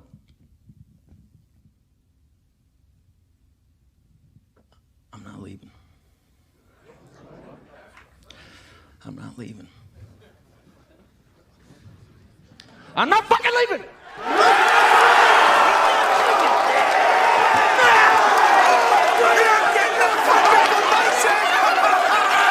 The show goes on! The show goes on indeed. And before we head out, just one thing I did want to touch on is because I am actually looking forward to this in season 4. Do you think Smiley can hurt Fatima? I mean, she's his mother, right? I think it might be the opposite. I think it was very interesting how Fatima seemed to kind of gain access to Smiley's memories. I mean, how else did Fatima find out the origin of the monsters? While she was giving birth to Smiley, it seems like she somehow was able to have a vision or accessed his memories and learned the origins of the monsters. So I wouldn't be too surprised if in season 4 we're going to see some kind of weird connection that Fatima might have with the monsters. Maybe just Smiley in particular, or maybe the monsters as a whole. But I wouldn't be surprised if Fatima is going to have some sort of latent connection to Smiley that they might even be able to use to their advantage. So no, I don't think Smiley's going to be able to hurt Fatima. If anything, I think that connection might be able to benefit Fatima and the town, because it seems like there's going to be something there. She clearly tapped into something. She clearly connected with Smiley's memories. I think there might still be some lingering connection there that they can maybe exploit next season. That's what's going to be so wild is she did. You're exactly right. She got the memories from the monster's perspective. It told them that they would, that if they killed, whatever killed the children, they would get out of here. And I liked on the subtitles it was capitalized. Like it wasn't just a capital I small t, but it was like it, like almost how they put like like when you say God, he with a capital H or whatever. So it was like it told them that they would get out if they did this, and so that'll be another person who has another connection. So will that draw Fatima in? Is that going to put her in the category of is that going to be in the category of Julie and Elgin and Marielle, or are Elgin and Fatima going to be another subset of the population who interacts in a different way than some of the even among the people that have a supernatural connection? There are little subsets, and are they going to be their own little subset, like almost like current and or former agents of the entity kind of thing? Yeah, maybe. And Quan brings up, do you think that the monsters and humans might unite to break the cycle and escape from? That's an interesting idea. I don't know if the humans would be up for that, though. I don't think Boyd would be game for a plan that unleashes these monsters into the real world. I get the feeling that's something Boyd would probably want to try and stop. But that's an interesting concept, though, in and of itself, Quan. The potential possibility of a good monster at one point. And I actually brought this up during season 2. Just the possibility that there could potentially be a monster that is still good, that maybe remembers their humanity, that maybe starts to, still feels their humanity and remembers that they were human at one point. I just thought that would be a very interesting aspect to introduce into the show if at some point we came across a quote unquote good monster. But no, I mean, it's an interesting concept, the monsters and the humans teaming up. I don't know how likely it is personally, because again, I don't think Boyd would be game for unleashing these things into the real world, but I wouldn't be too surprised, or at least I wouldn't put it outside the realm of possibility that maybe at some point one of the monsters is good or starts to remember their humanity. That could be a pretty interesting aspect where all of a sudden they have one monster on their side. Could even the playing field a little bit maybe. But no, that's again, I don't get the impression that the monsters are unhappy being monsters. Apart from that one scene where horny dude got killed in season 1 from that chick where she's like, whatever she said. But apart from that, they always seem to be quite happy being monsters. They do.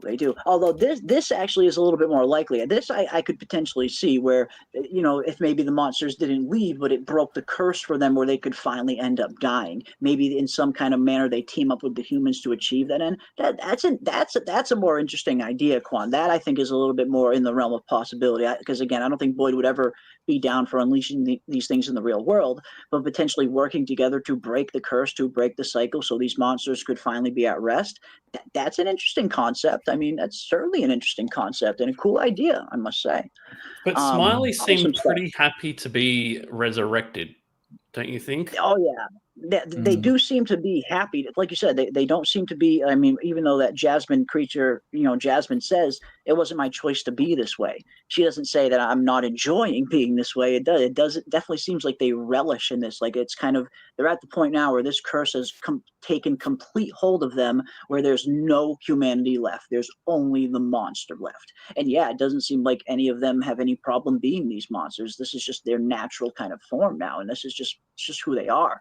So yeah, it's going to be interesting. Again, if we would ever see a good monster, I think it would be an interesting kind of addition to add into the show. But as of right now, yeah, it doesn't seem like any of them are in a rush to try and break this curse. It seems like they are what they are now, for lack of better terms. And just quickly before we go, Is there any one thing you're looking forward to in like the next season? One Oh, yeah. storyline or in particular? The Man in Yellow. It's got to be the Man in Yellow for me. Ever since I saw him way at the beginning of the season, when we first saw the painting of him, it instantly reminded me of the King in Yellow. And I'm a huge Lovecraftian fan. I'm a huge fan of the King in Yellow by Robert Chambers. And when you look at the King in Yellow story and you see all of the just profound similarities it shares with From, I have to imagine that the King in Yellow served as some small inspiration, at least, behind some of these themes and some of these characters we see on From. So I cannot wait to see where this Man in Yellow is going to go. And if we do start to see even more similarities that kind of parallel the King in Yellow and Dr. Mabuse. There's been some interesting Dr. Mabuse parallels as well. So the Man in Yellow is probably the thing I'm looking forward to the most in season 4. What about you? Yeah. Well, they have to flesh out. Yeah, they have to flesh out the Man in Yellow. They have to show more of what his powers are. At least set some limits, or at least display. Make it. I mean, okay, we're thinking he's a big bad. There's a lot. I mean, there's a lot of indication that he is now. Make him bad. Make him the big bad, and show us why we fear him. Show us why the people need to fear him. Show us some of the other stuff he can do, other than the subtle stuff like the influence stuff. For me, I'm gonna say I'm looking forward to. In season 4, I want to see more of Breaking Boyd. I want to see how they go, how it goes. I think like a lot of the traumatized stuff, a lot of the killing, they've traumatized him by making him witness some horrific things. They've deleted some people that he loved, and that hadn't done it. Going all the way back to what the beginning of this show. But the one thing that they seem to be doing successfully is undermining his authority. And I want to see if I were to get caught up in, it's not going to be the Jade and Tabitha mystery. I have zero interest in that storyline or where it goes or what it does. But I do want to see. I want to see the factions if they pursue that thread, if they pursue that storyline, like a schism or a set of factions re-emerging in the town, the ones that have faith in Boyd still and the ones that do not. Who is going to step forward? Will it be Acosta leading it? Will Randall be one of them? Because even though they haven't gone too deep into it, I mean, I think he probably still they haven't had face-to-face confrontations with Boyd since he was left out on the ambulance. But I have to think that he hasn't quite forgiven him yet. Now, will they go farther with that? I'm not sure, but I think Acosta is going to be the anti-Boyd faction. Where will Donna fall on that spectrum? Will she be pro-Boyd, against Boyd? How many people will they get from Colony House? Will they move out to Cannibal Village? Will that be like another outpost, similar to the way Colony House was for the town in season 1?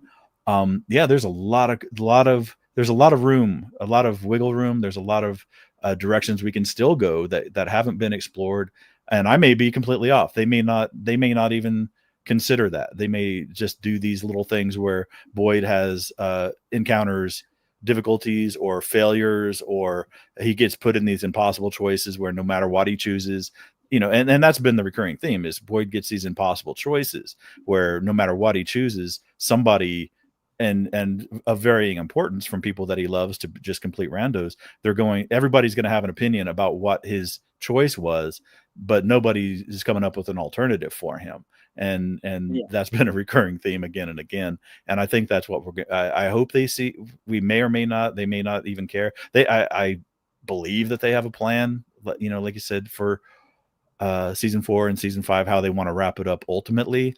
But there's a lot of storylines that can still be explored. There's a lot of ground to cover in this world, in addition to throwing in small answers. We've got the answer about the origin of the monsters. Awesome. We still don't know a lot of the mechanics. We still don't know if sunlight burns them or they just avoid sunlight. Why exactly? What is the mechanism of the curse that they have? I mean, why do they have to sleep during the day? Are they actually sleeping? If they get disturbed sleep, are they like me? If I get 3 hours of sleep and somebody wakes me up, what happens? Are they pissed off too, like me? Are they better after they get their coffee? I don't know.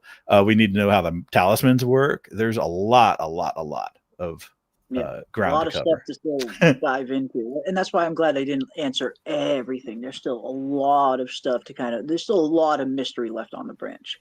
But what about you, Rob? Heading into season 4, what aspect or storyline are you looking forward to most?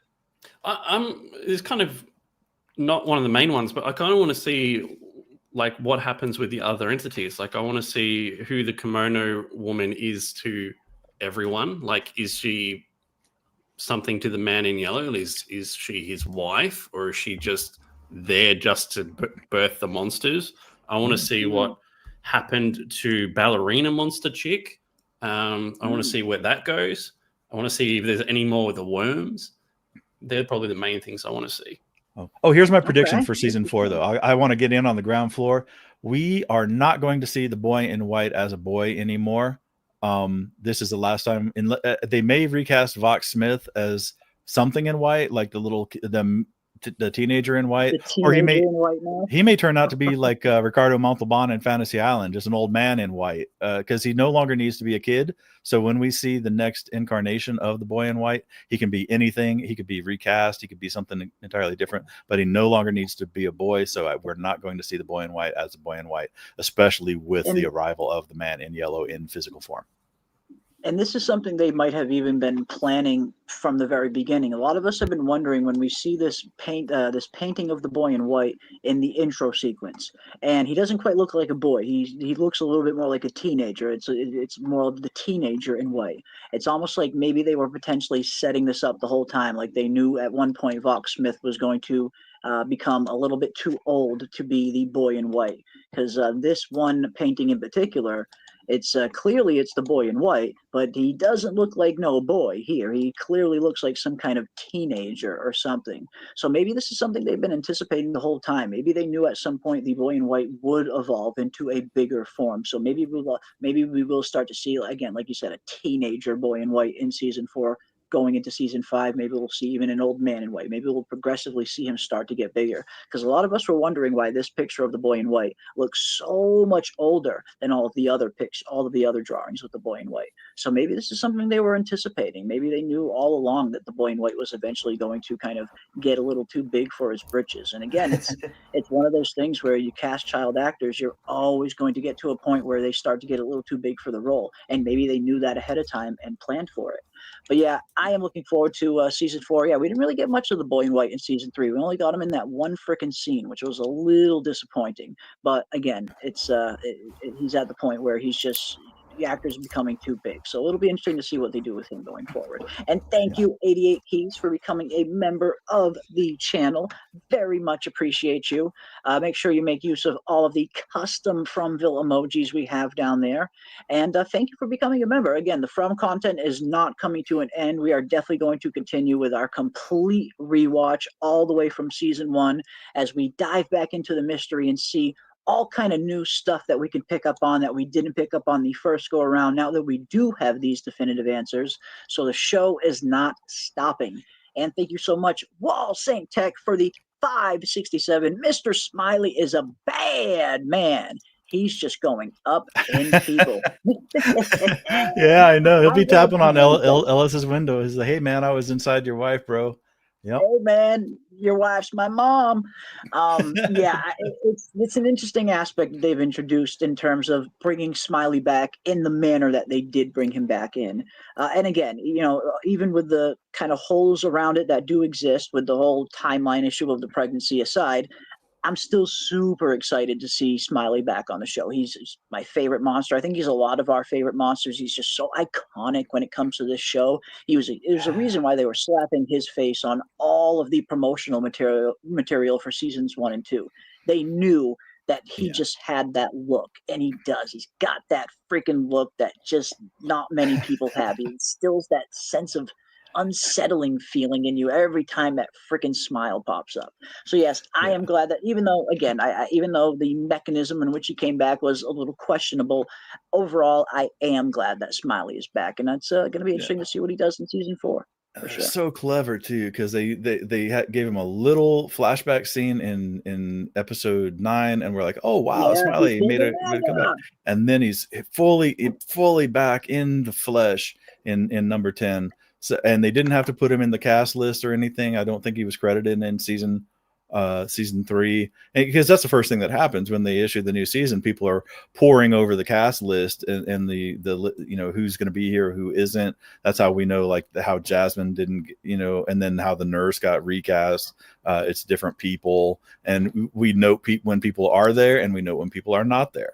And this one, we're like, oh man, too bad Jamie McGuire isn't in this one, and he was very coy about it too. I didn't hear any indication from him that he was there or anything. So it was super cool. But yeah, now they got their full roster back, and he was a good one. I loved it. The full team.